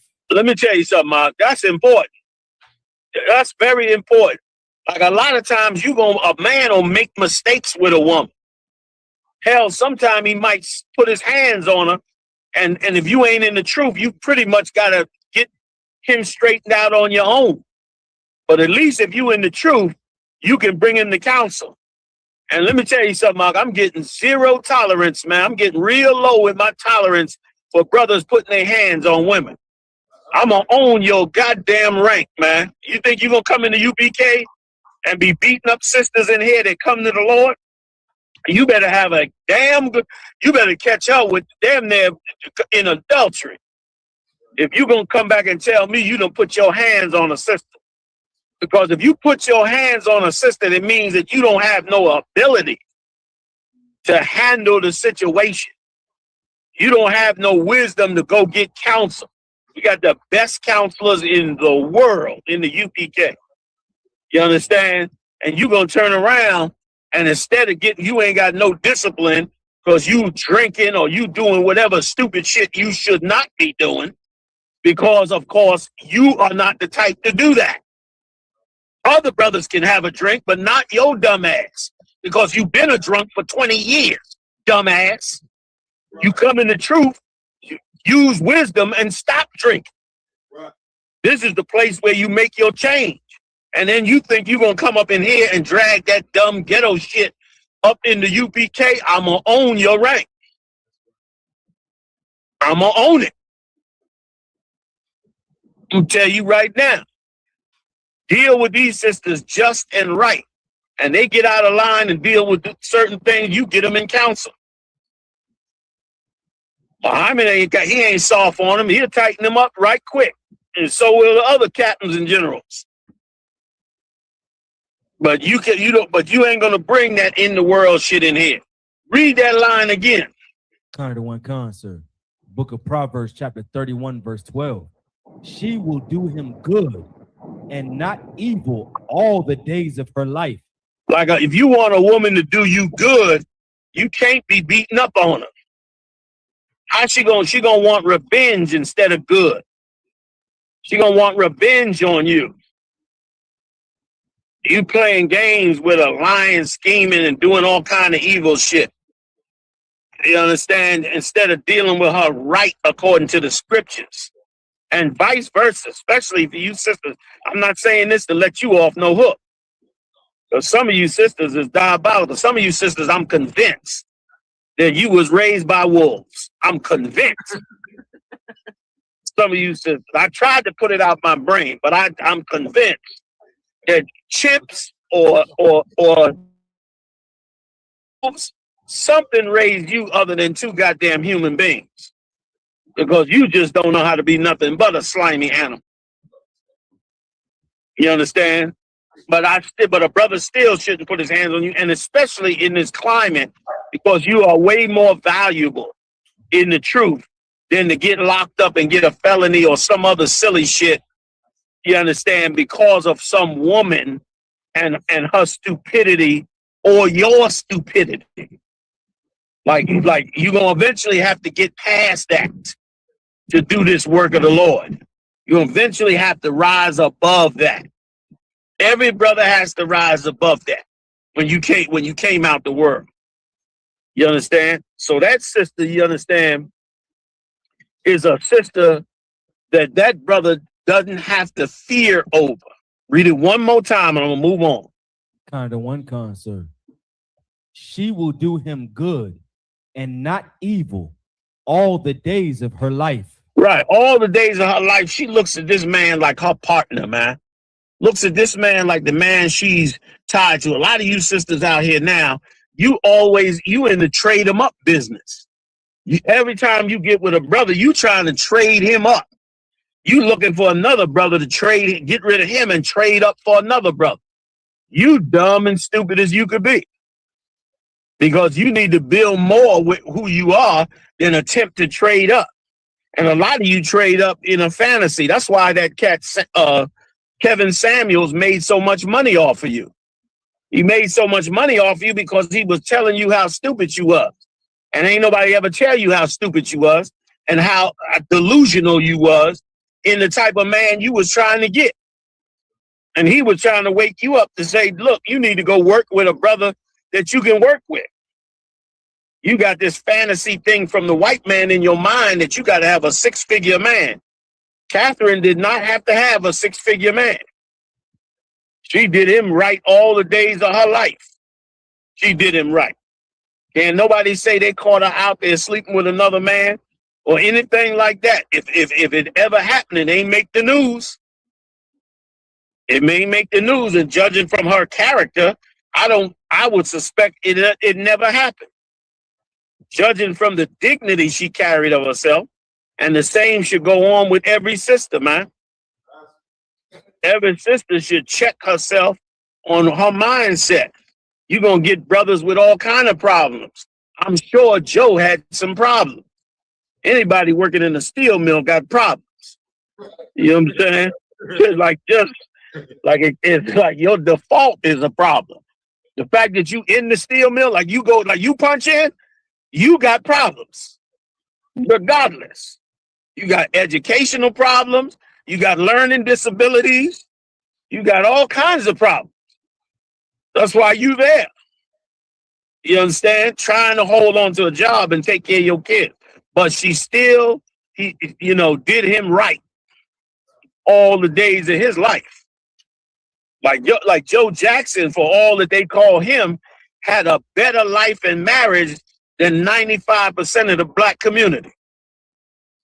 They might have demonized him, but he had a better wife than 95% of the black community. Thanks be to the Lord, the Israelite School of UPK has started setting brothers and sisters on the new right track to having long-term, righteous, fully ruled marriages. You understand? Come on, give me some more on that. Kind of one con, sir. Verse 13. She seeketh wool and flax. Come on. And worketh willingly with her hands. Come on. Kind of one con. She is like the merchant ship. She bringeth her food from afar. Right. Like, this is not a woman that's in the street. This is not a woman that's dumb. This is a woman that's smart. Like, she works with her hands, you understand, because she's not too proud to work with her hands. She ain't too proud. Some of you want to call somebody every time there's a little problem.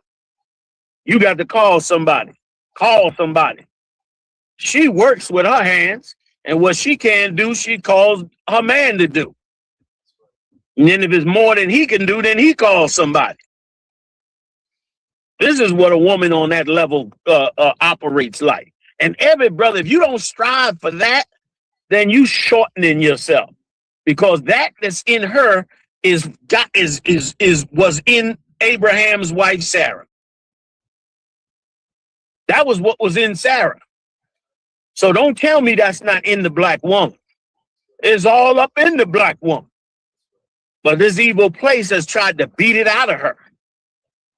You understand? And so you need to, seek to have that in her and in your relationship. All right? When she works with her hands, she's not too proud to get dirty, to do what she wants. And it says she's like the merchant ship bringing her food from far, meaning she'll travel to get a good deal. She'll cut deals. She can haggle. She ain't just a spender.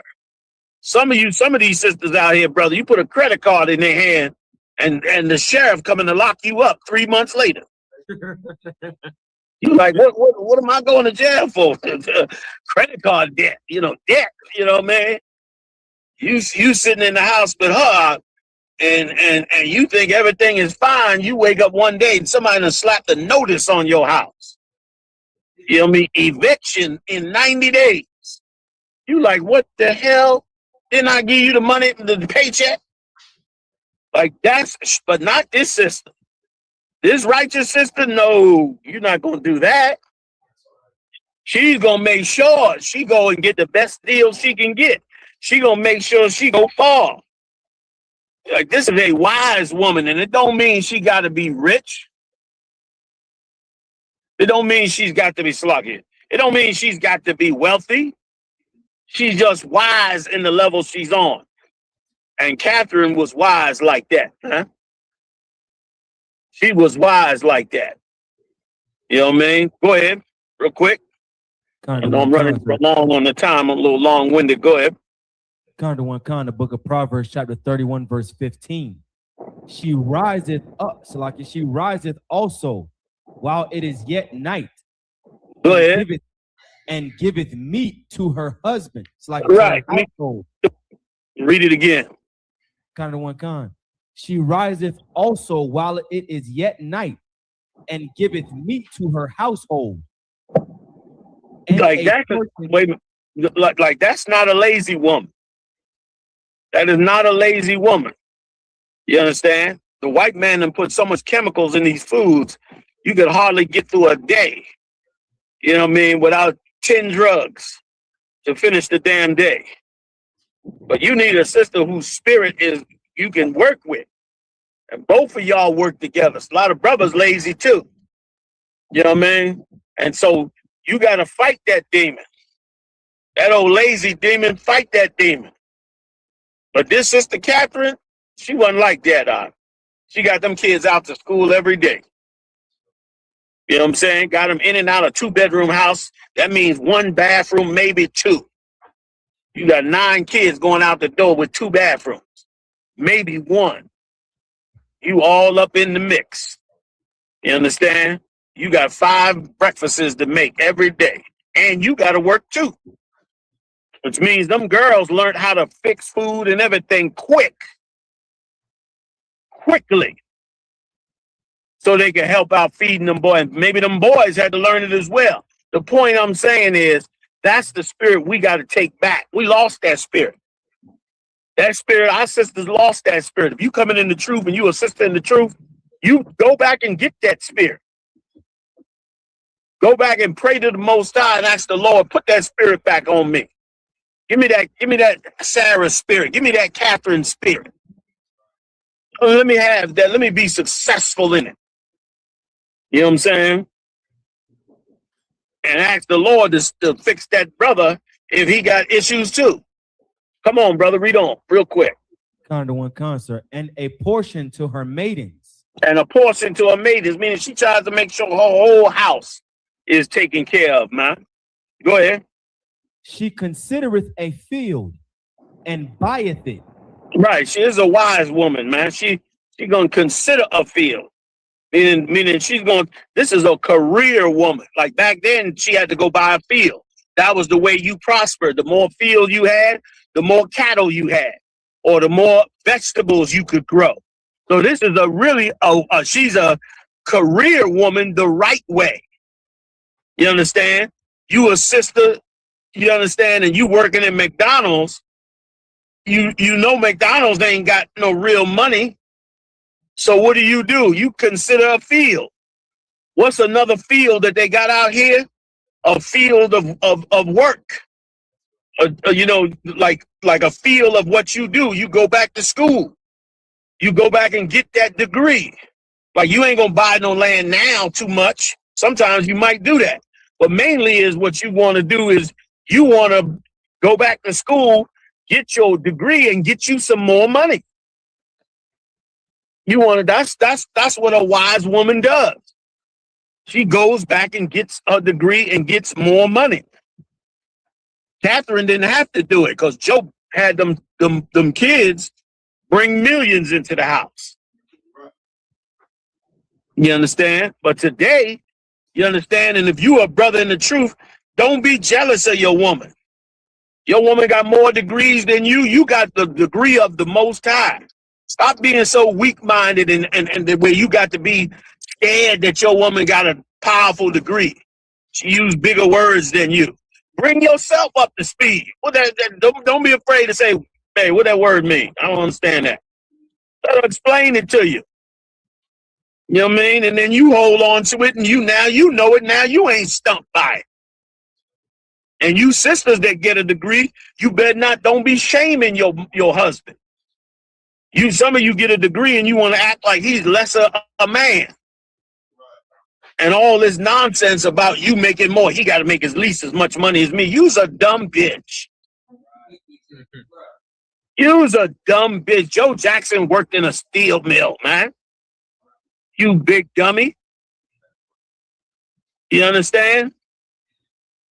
Malcolm X's wife didn't have a degree. What was her name? I forget her name. Mrs. Shabazz. Betty, was it? No. Might have been Betty. Anybody know, let me know. Like, yeah, go ahead. Betty Shabazz. Betty Shabazz? Speak up, Bob. Speak up. Go on, speak up. Kind of one concert. Her name was Betty Shabazz. Thank you. THAWADAH. Betty Shabazz. You understand? Like, come on, man. She didn't have no degree, but she stuck with Malcolm. Stuck with him through all thick and thin with them babies in that house. The Muslims shooting up the goddamn house. Betty stuck with him. She didn't run off. And once he got killed, she didn't run back and go get one of them niggas in that same mosque. She didn't do that. That's right. You understand? So it wasn't just Catherine. It was almost every black leader. Hold it now. Damn near every black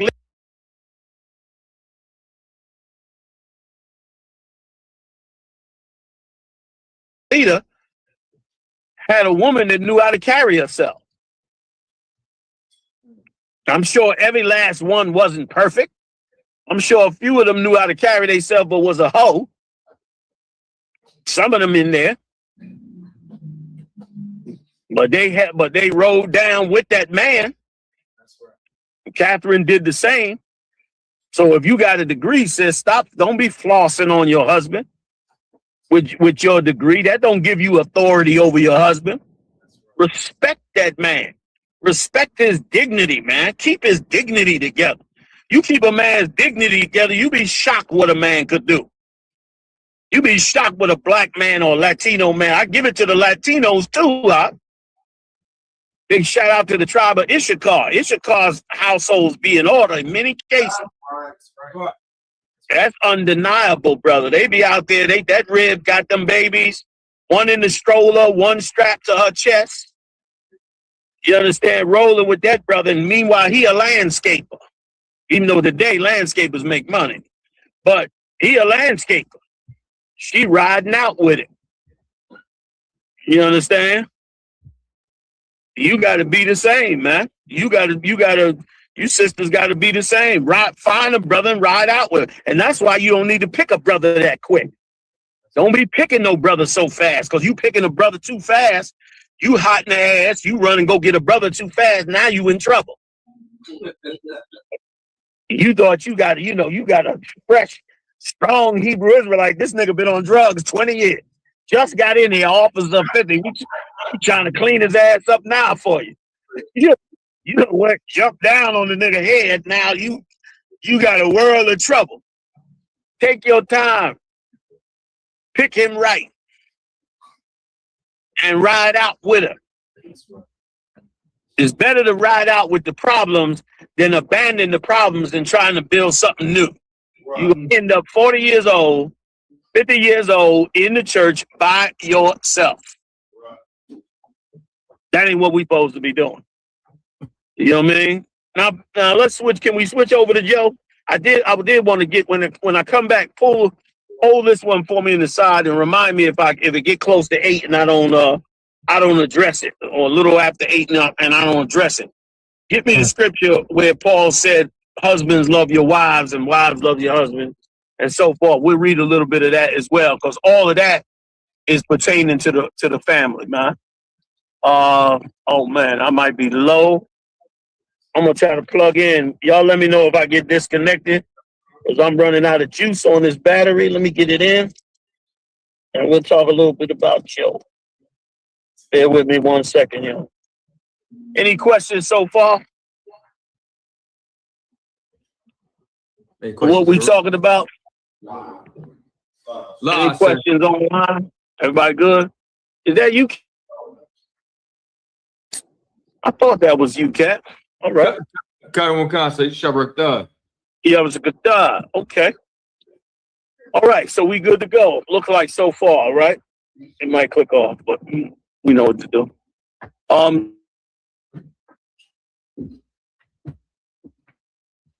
believe it just clicked.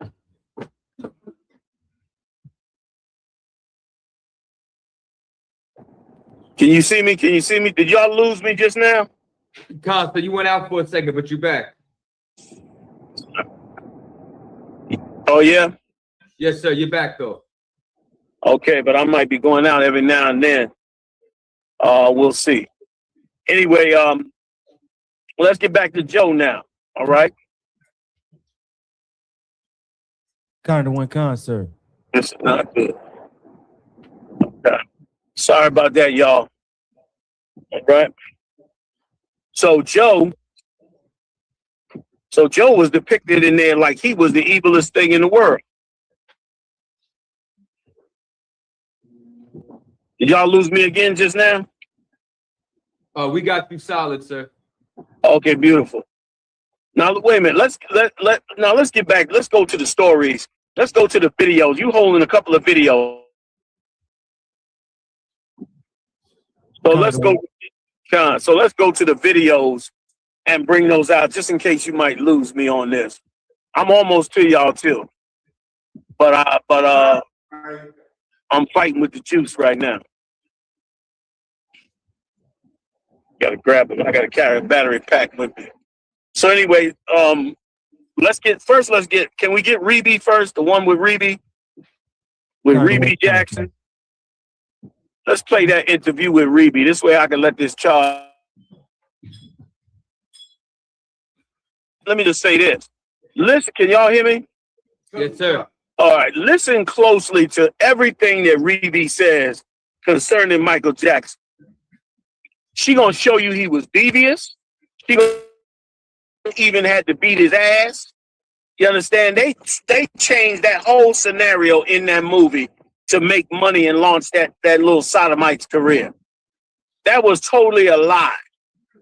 The way they portrayed that brother, man, when he had done something most brothers dream of doing. Like how many black families have 8 successful entertainers in their family, or 8 successful? It is ridiculous, the idea that Joe Jackson was so damn evil, and it was a lie, which Reby is going to bring out now. And the scriptures say, in the mouth of 2 witnesses, Reby going to say it, and so is Janet going to say it. Both of them going to say it. So let's start with Janet if we can, y'all. And if you lose me, I'll be right back. Just charging up. Kind of one con, so I have an interview with Reby Jackson right here, sir.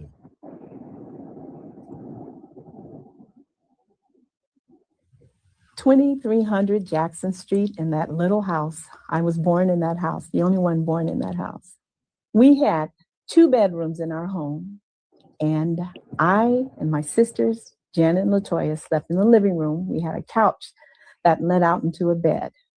My brothers slept in one room, and that room had and then my parents slept in the other room. Tito and Jermaine. So that's 2 bunk beds. Marlon and They had Michael. 3 beds on each side, all 6 in one room. It's supposed to bond you together. And that's what Joe was trying.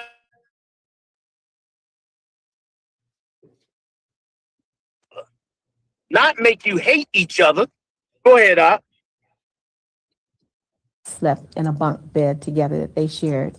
And then Jackie slept in one. And then, of course, when Randy came along, he shared it with Jackie. We slept in the living room, the girls did.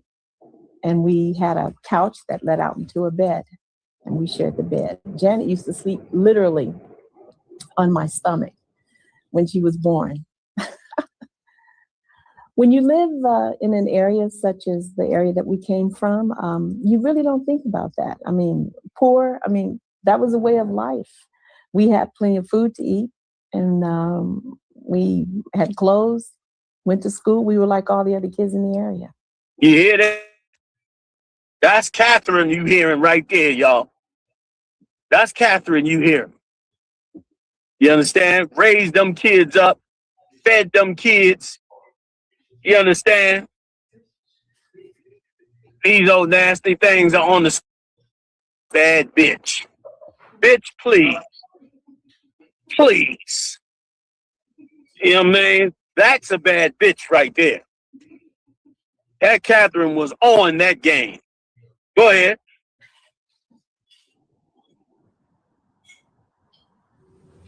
When Michael was first born, he was like all the other kids.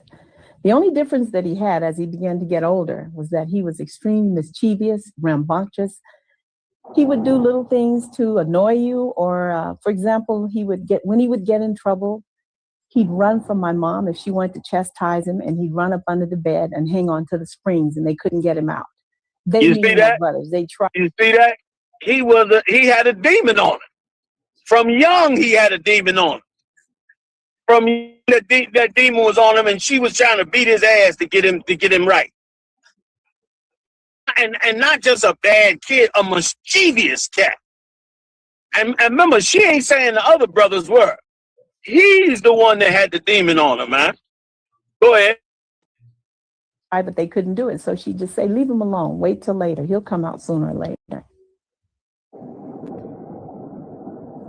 He used to always make funny faces. If everybody was down or whatever, he'd walk in the kitchen and buck his eyes or whatever, and do something really crazy to make you laugh. He was just fun. He would always do funny things. Anything for a laugh. Anything for a laugh. And I remember in particular one time when I was at my mom's house, LaToya was always very persnickety about the way she kept her room. She had this beautiful, I think it was a white satin bedspread that she had just gotten on her bed. And Michael had went to some kind of shop where you buy these little gadgets, tricks, and he took some invisible ink and he spread it all over the bedspread, squirted it all over, and then he had her to come in and look at it. She was livid. She got so upset. She didn't know, she knew something had happened, and she knew probably it was him, and she thought it wouldn't come out. And she had a living fit. Crazy, crazy, crazy, crazy around the house. Everything for a laugh, anything to make people have fun. My first time ever performing with the family. And listen, hold up a second. That wasn't to have fun. That was to torture that girl. Like, she putting a nice spin on it, but the truth of it is, he was devious, man, in an evil way. Like, he took that spread and put that ink on it just so he could hurt his sister. Like, that's the spirit that was on him. That was different from everybody else's spirit. We be making nice. She getting ready to tell another story. You understand? Can y'all hear me? Cut on con. Right. She getting ready to tell another story of how he was devious in another situation. You understand? While they were performing. Like, this cat wasn't no noble cat like they try to, innocent and just a sweet, nice kid that liked the animals. Damn that up. This cat was rebellious and devious and created all kind of madness and broke from the family, you understand, to bring worldwide Zionism in, because He wanted part of the white world so bad. He wanted it so bad, he was willing to leave his blackness, his identity, his culture, everything.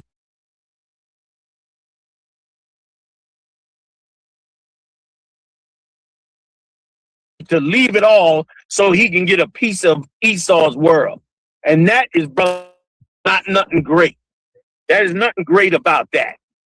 Go ahead. Was when they had the family show and they traveled all across the United States. And I did this song and dance routine with Marlon and Michael. I did the lead and they accompanied me in the dance. And I was on stage dancing, doing my thing, and they, came in and accompanied me, and they were dancing around me in a circle. And they had me scared to death because he said, "Bibi, don't look down, there's a roach crawling up your leg." And I started screaming right while I was performing. And he started laughing. Crazy stuff like that. While you're on stage in front of an audience, this goes on. Once again, that ain't just for a laugh. That's to hurt the people you working with. Like, there's a young girl trying to get her career on, and you stage, you understand, trying to break her spirit, you understand, or throw her off her game. That ain't for fun. You know what I mean? That don't for Reeby's making nice of it, but that ain't for fun. That's to stop her career from going where she could go because he had himself on his mind, because he was thinking about himself being ahead. Go ahead. I remember Michael getting chastised with the rest of my brothers by my father, and he was very strict. He was a strong disciplinarian, and he did not play. And I'm sure he was afraid of that. I mean, he was always getting into trouble. So when he got into trouble, the next thing was the chastisement that would come after it. So yeah, I remember that very well. Wait, pause that. Now, pause that. Hold up now. Now, Reeby was there, right or wrong? Right or wrong, y'all? Y'all still there? Sir. So, Reeby was there, was she not? Kind of one kind. She was there. And she said, Michael was always getting into trouble. And so when it came to the chastisement, AKA the ass whooping for doing what you're supposed to be doing, then it became an issue. And these producers, including his brother, you understand, who produced that movie, used and it's such a evil thing. Like, he does evil things, and then he get beat by his father for it, and then his father get blamed for beating him. Like, that's why, man, you come into this truth out, use wisdom, man. Give you a great brain to work with. Don't be fooled by just the propaganda. Reeby just told the truth. That this cat used to get into all kind of stuff. He was always getting into trouble. And then came the beatings from his father. And she said, that right there exonerates Joe Jackson, man, whom they trying to trash. Which, listen, I don't have a dog in the show with Joe. I ain't related to the Jacksons. Right. But I am related to the black man. That I am related to. And the black man shouldn't be trashed for no reason. Our character, man, as black men, must be upheld, because it's obvious this white man will produce a movie in a heartbeat that will make your father look like garbage. Look at he loved to play the interview where he got rambunctious with the reporter because the reporter was doing something evil to his 14-year-old daughter, was trying to break her spirit away from being, stop the interview and correct the man. And there was plenty of brothers like that. They trashed Beyonce's father after a while. And he did the same with her that the Jackson did with his. They trashed, what's this ball player that got his son in there with him now? It's all famous, everybody know him. I ain't into sports, so that's why I can't remember his name. LeBron James. LeBron James. They hate LeBron James for bringing it into the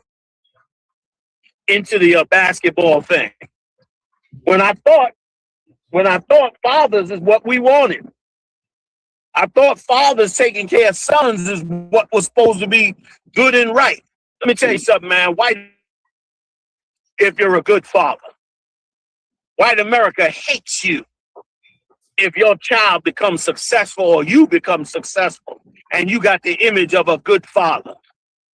They hate it. They desperate to get some dirt on you and trash you. And once again, if they can trash you, it trashes every black man. A black man is fighting too. We've been fighting 400 years to get authority over our households and over our nation. You understand? And because of it, it's to tear you back down. You understand? So let's go on back to Reby right quick.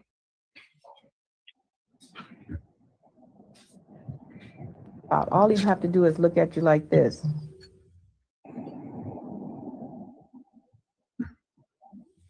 Growing up, we were very close. I mean, all of us were close. And the thing I always think about or think in terms of with my brother is that as a kid, my mom had to work.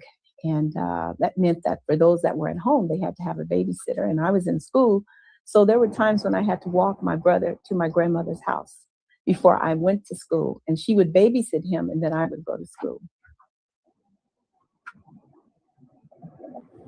He would perform and do the moves and routine that everyone else was doing. But then all of a sudden, he would add a little bit of something in there different, catch you off guard. And that happened a lot of times when he had to perform before people, too.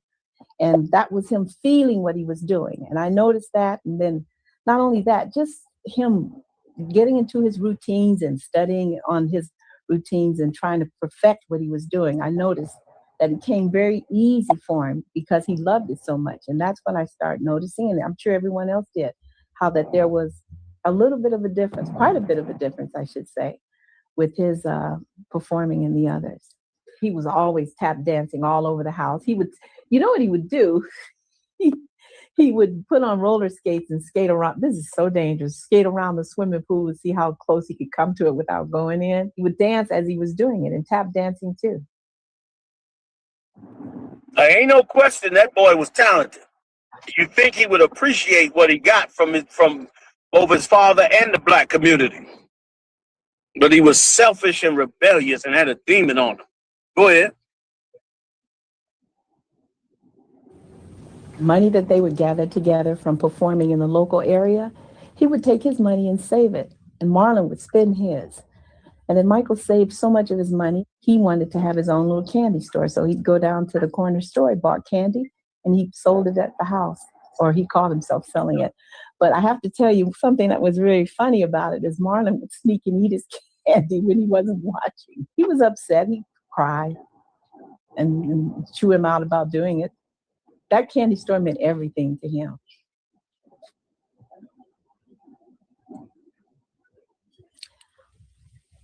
When I first heard it, I couldn't believe it.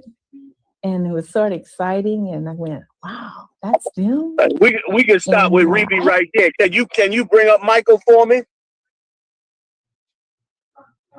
I mean, not Michael, I'm sorry. Bring up Janet.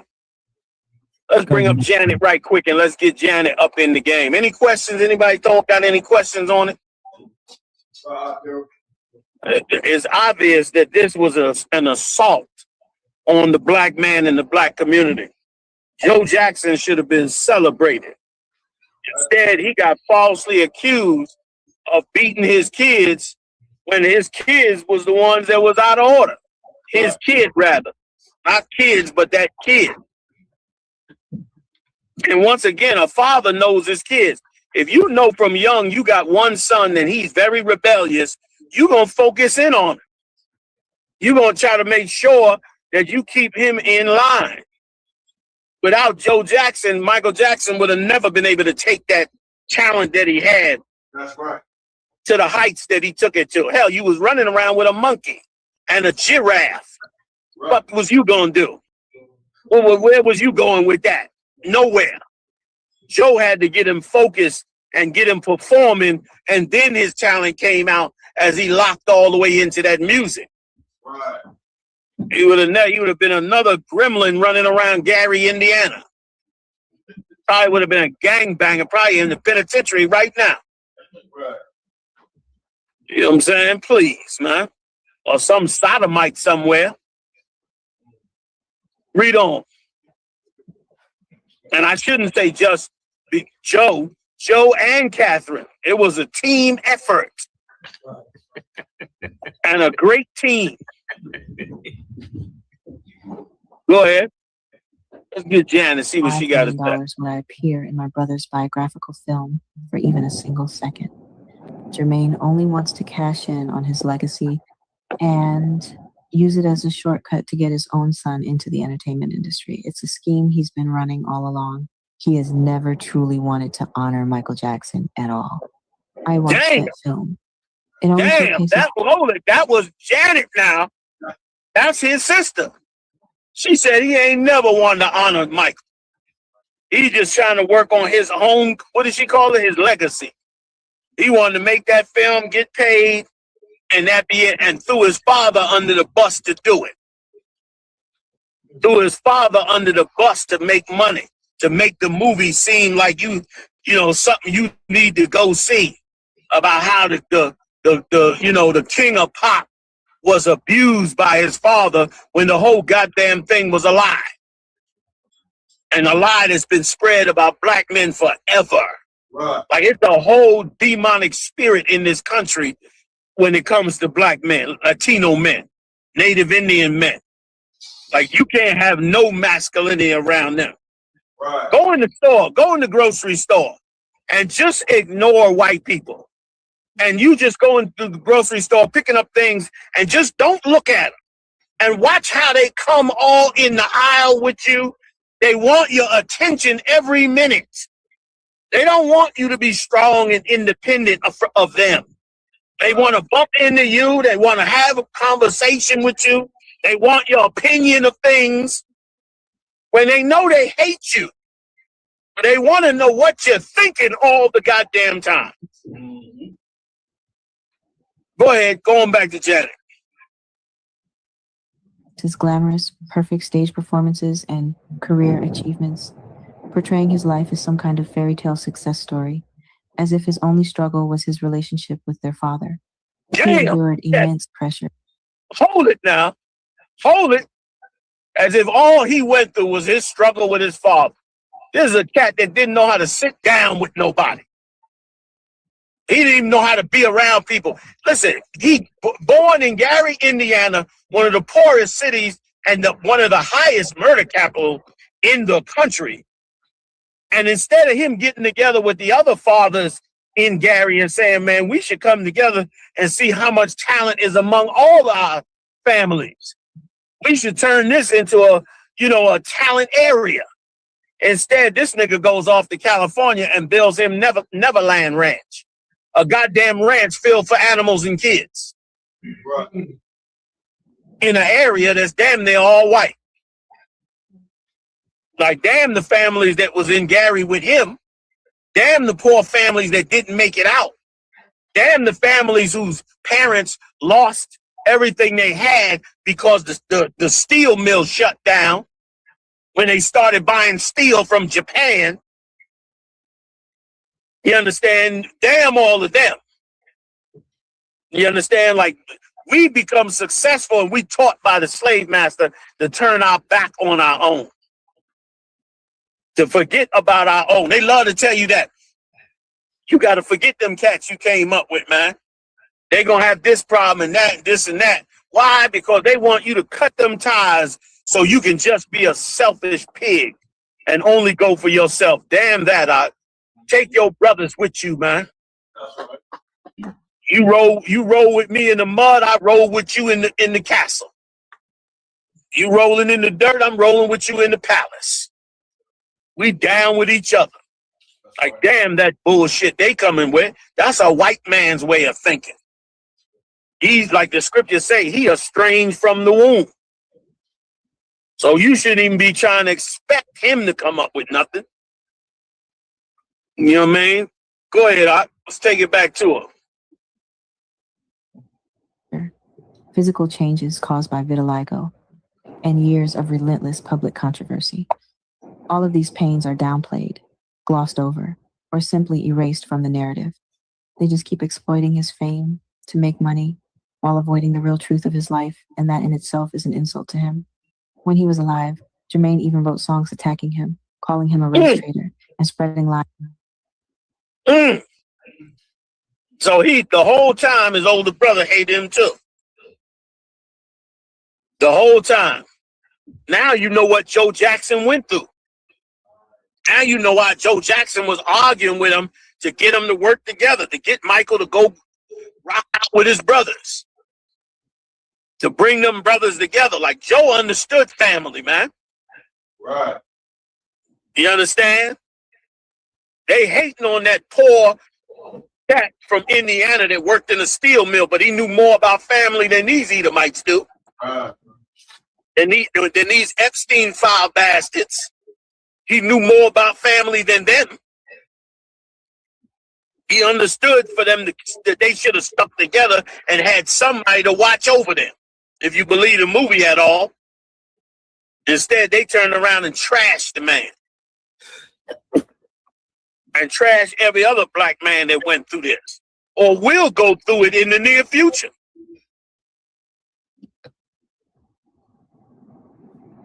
Somebody trying to say something?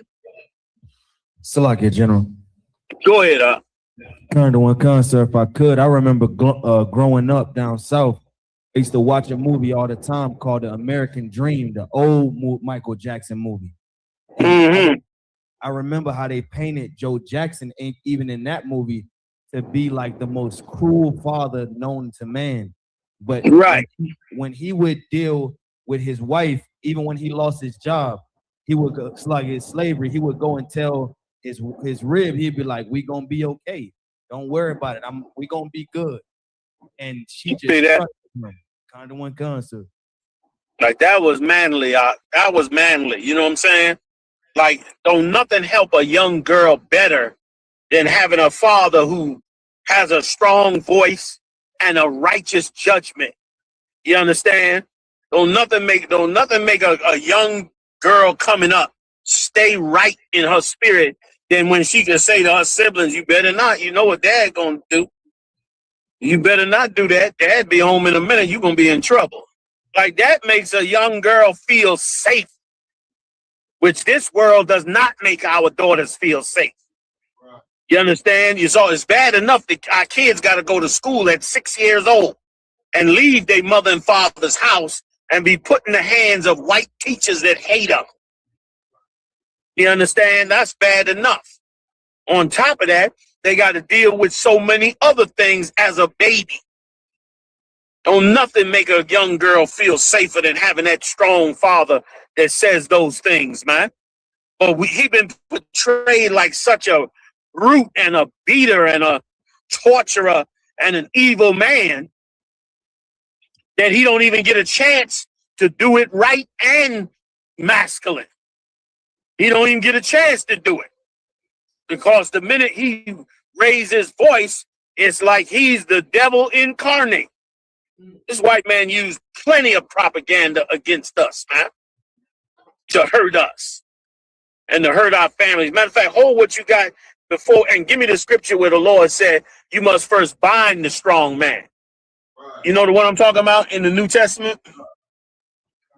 Do you know what I'm talking about? All right. Beautiful, bro. Let's rock it.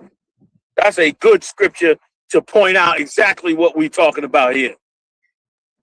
It's ridiculous, man. And we need to put all that back together. Megan Thee Stallion. Some of you sisters lost the truth over Megan Thee Stallion. God damn. Sisters left the truth over Megan Thee Stallion. You big dummy.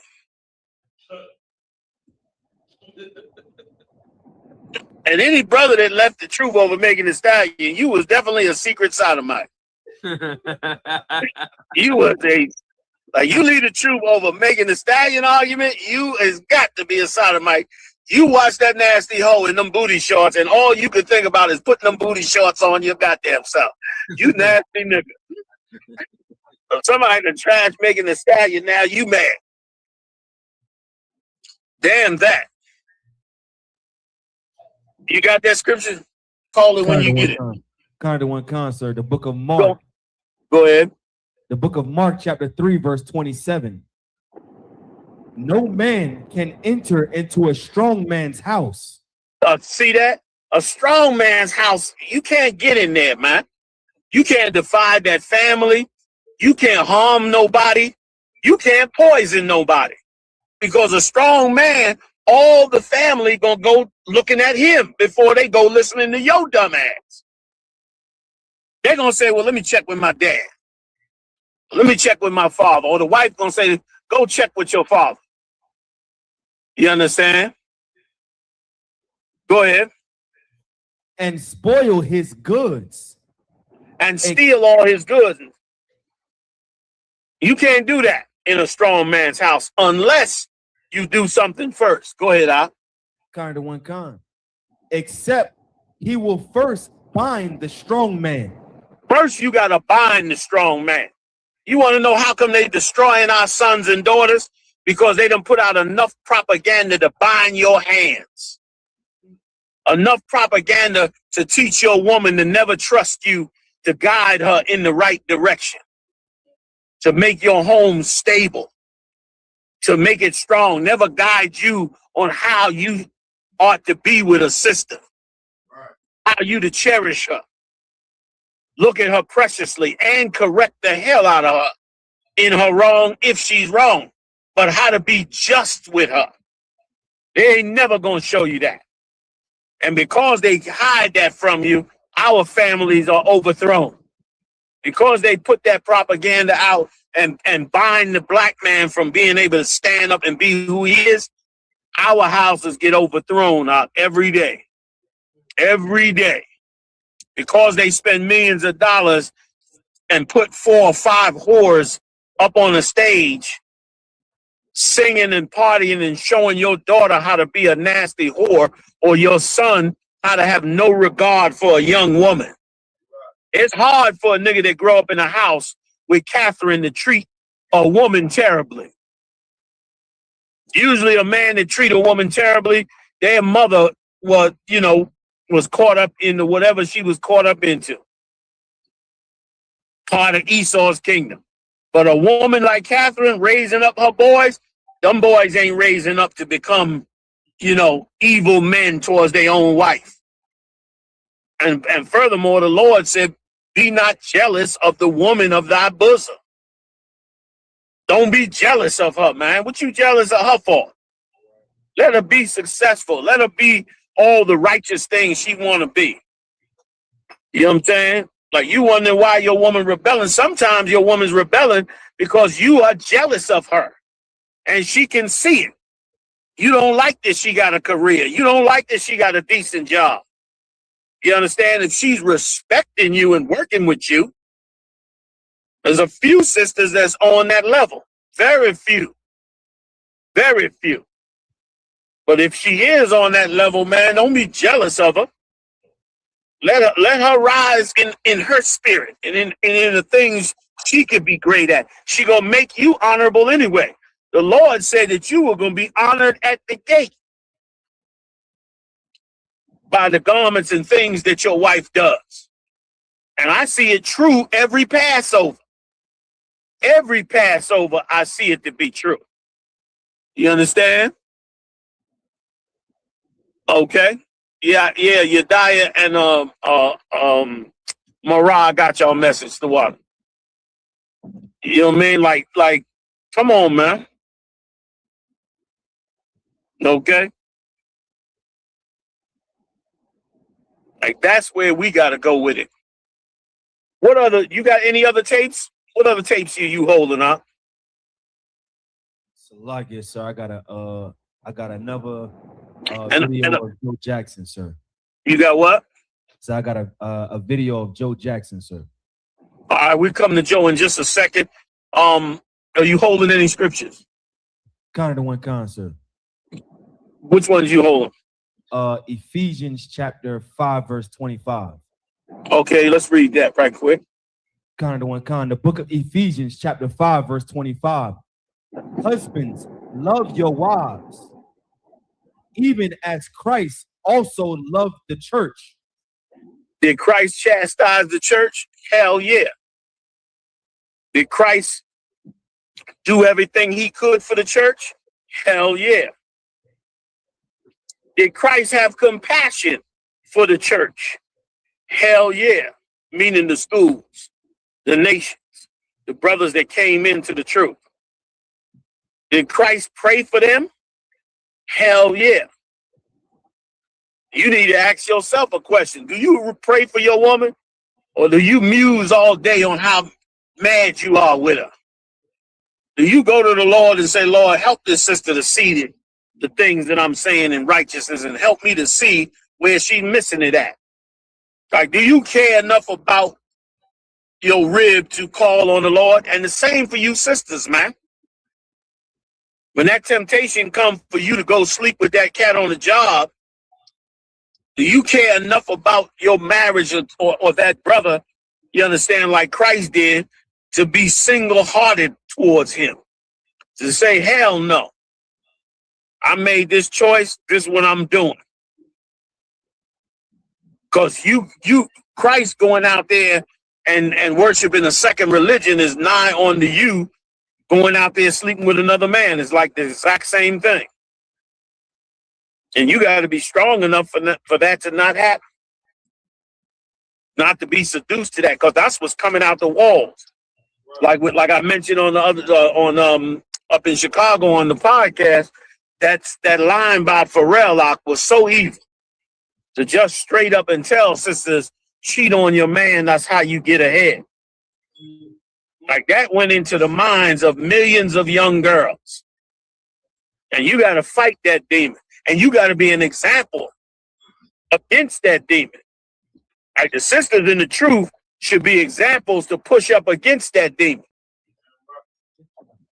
Because you push up against that demon, and it'll reveal any sister that's not in the truth, that's not real. She get exposed. You understand? She'll get exposed. Good. So that's the route you got to go. All right. Go ahead and finish that scripture. Sir. And gave himself for it. And gave himself for it. Boy, oh boy. Like you can't tell me Joe Jackson didn't give himself for that family. He didn't get in that steel mill and work his ass off some kids how to sing and dance. You understand? For himself alone. He did it for them as well. Had them in his mind. Had them so much on their mind, they had to turn around. They had to turn them slugging. They had to turn around and even put it in the movie somewhat about how much he cared about rolling with his family. You understand? So it's damn ridiculous to now turn around and let Esau portray him like this cat was, some diabolical, super evil enemy of Michael Jackson's success. And he the one, him and Catherine made that boy successful. Like if I could get him. Come on with it. Somebody give him a mic. I can barely hear him.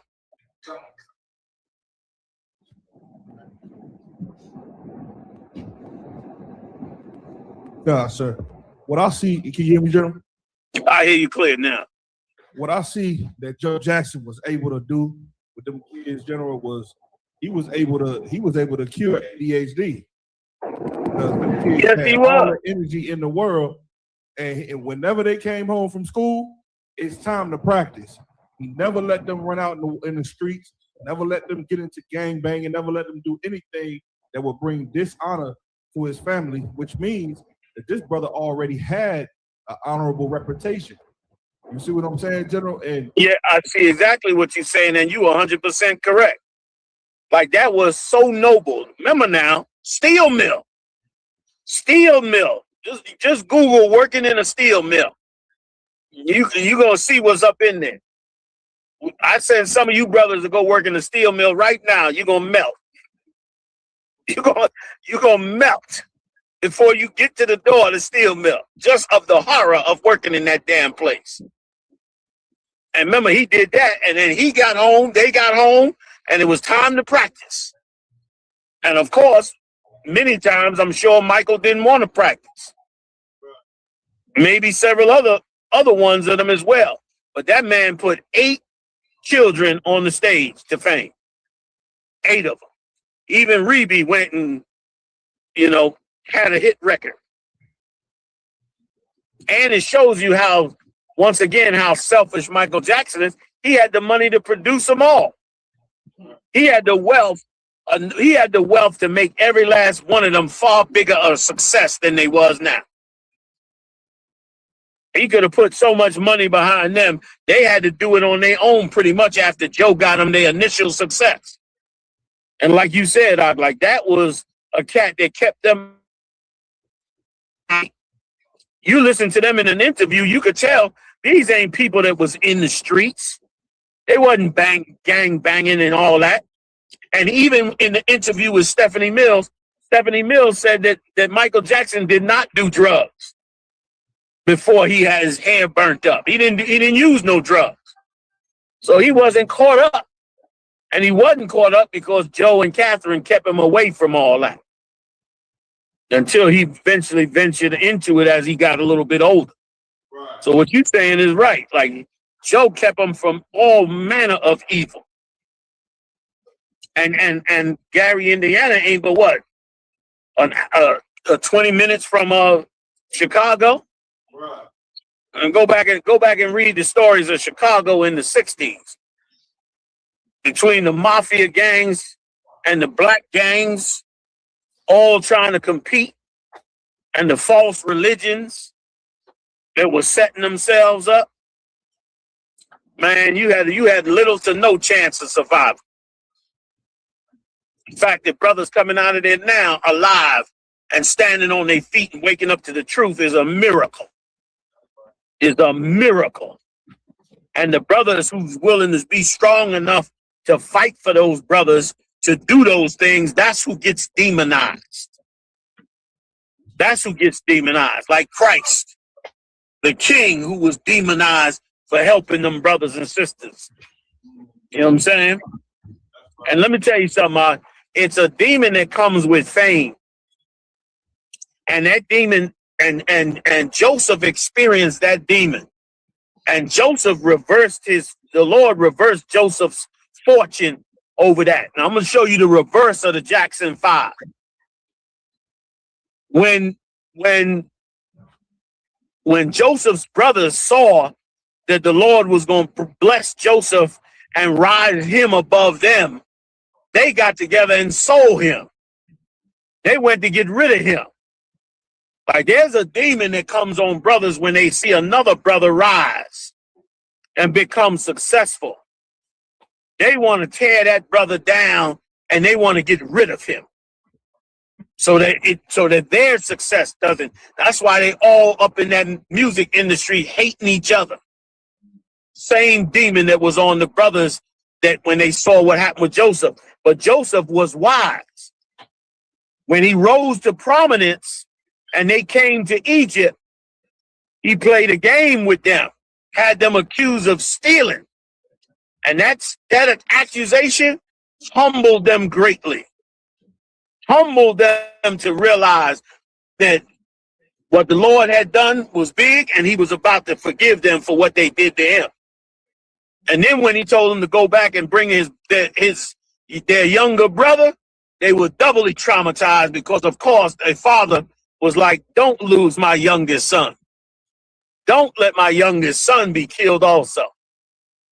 But then he eventually revealed to them that he was their brother, man. And because he did that to them and showed them the other side of what it could be, they realized and repented, and they let that demon up off of them. And now they was happy at his success. You understand? And again, he was not like Michael Jackson. Joseph went and helped his brothers, got them in high positions and in the Egyptian empire. And they became wealthy and prominent. And he turned around. He didn't go do crossover. He didn't cross over to the Egyptian world. Joseph told the children of Israel, tell the Egyptians that you sheep herders. Why? Because the Egyptians hate sheep herders. Why did the Egyptians hate sheep herders? For the same reason they hated Joe Jackson in America. Because he's poor and he works a poor, suffering job. And they hate a poor black man, even though they make him poor. But Joseph didn't want his brothers to get caught up. So he told them, tell the Egyptians that you sheep herders, so they can move you away in Goshen by yourself. And he was wise. He was very wise. And it was the reverse of what happened with Michael Jackson's selfishness. And Michael Jackson didn't think of them. He was forced to have to work with them instead. And the minute he got a chance to leave them and cut their throat and go ahead and just, go after his own goals and sell himself out and teach so many black kids that it's all right to be a transvestite, a man dressed up like a woman, you understand, with permanent lipstick and eyebrow pencil on your eyes, damn near tattooed on. Like that's what he taught. Meanwhile, he's celebrated in the black community as the king of pop. He was talented. I don't take it from him. But he was an abomination before the Lord, and an abomination to the black man's character. You know what I'm saying? So go back. Where we at? I know we're a little over the time at this point. So, like I said, we just finished the script, Ephesians 5. You want, if you want to go back over that? No. I think at this point, man, we could go ahead and wrap it up. Well, let's play Joe Jackson, and then I'll come back. We'll wrap it up real quick. Give us a couple minutes. We'll tool up to get ready for the show tonight. All right, we're going back in again with the show tonight. The usual Wednesday night show. All right. So let's hear from Joe. Kind of one concept.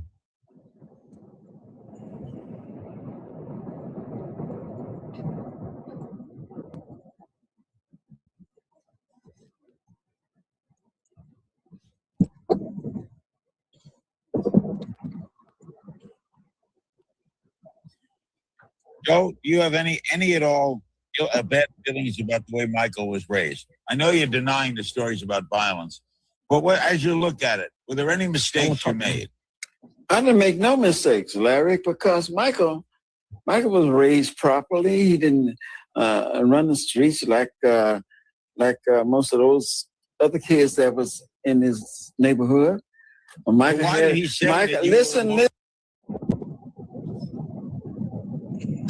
Listen now, you got to understand me. Don't cut me off here, Larry.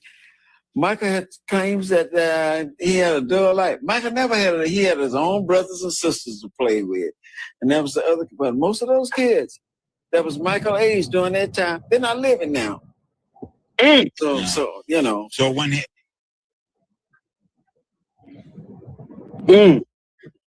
Now, he already denied the claims, but Larry King want to get him on something. Like, but was there some mistakes that you made? And he was right to not admit even if it was any mistakes. Because all they want is one tiny thing to hold on to so they can trash him as a person, man. And you saw his strong character. He told Larry, don't cut me off. Once again, he had to be strong to pull that household together. You understand? Now, of course, you know, I'm sure he still beat Michael's ass at different times. But he wasn't no monster up there like they trying to betray him. Go ahead. When he didn't he once say that you were physically, emotionally abusive to him? I've never been abusive to him. Never have. But did he say that? Did he ever say that, to your knowledge? Well, I don't know whether he said that or not, but I hear the media keep hollering about abuse him. I never abused my son. Larry, can I say something, Joe? Larry, do you know? Wait, Ro, let me handle this right here. Let me handle this. The media keep hollering about saying that I beat my son. That's not true. You know where this beat started? The beat started in the slavery days. They used to beat the slaves, and then they used to torture them. That's where this beating started at these slave masters. That's where that come from. But hey, there's a lot of people in America, Larry. A lot of people in America spank the kids. You know, if they say they don't, they're lying. They lying. And Michael was never beaten by me. Never beat at all. You're on record. Now there it is. He said, listen, he told the truth, and he was strong about it. Yes, he spanked Michael, man. Yes, he had to deal with him. You understand? But Michael didn't end up horrible. He was just selfish, man. And that's how they was able to get over with that whole lie that they put out. And look how much, like, you bring Joe Jackson on from Gary, Indiana, in poverty, working in a steel mill, and you hone in all the way in on did he beat Michael? Did he beat Michael? That was the most important thing. Nothing about what it took to get out of that hellhole. Right. Nothing about what it took to keep that family.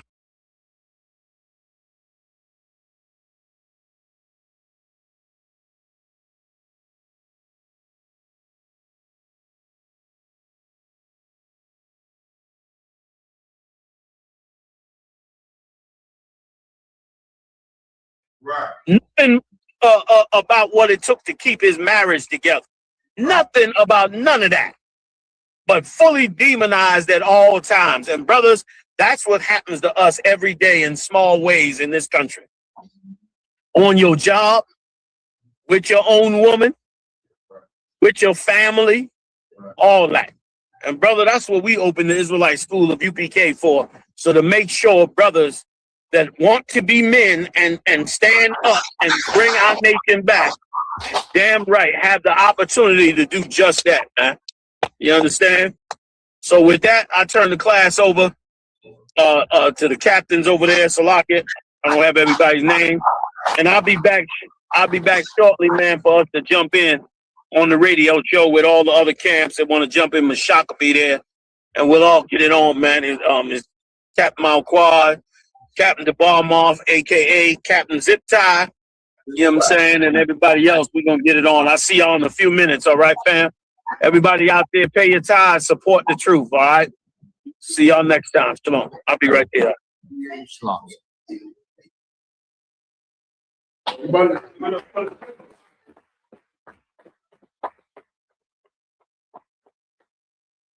do a quick and the sisters. Men of Israel, Maja, Mr. Stan.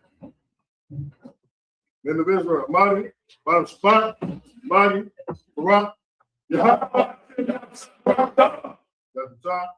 Well, sorry, turn to face sisters. Agwati, Amaja, Mr. Stan. Men of Israel, Amaja, Shabbat, Amaja, Barak.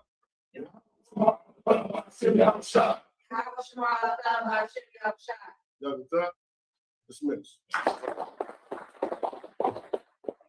Ooh, 27 Club. Right, gang, let's really nail it this time. Here we go. A 1, a 2, a 1, 2, 3, 4. Been in this shit for some years, I ain't never left.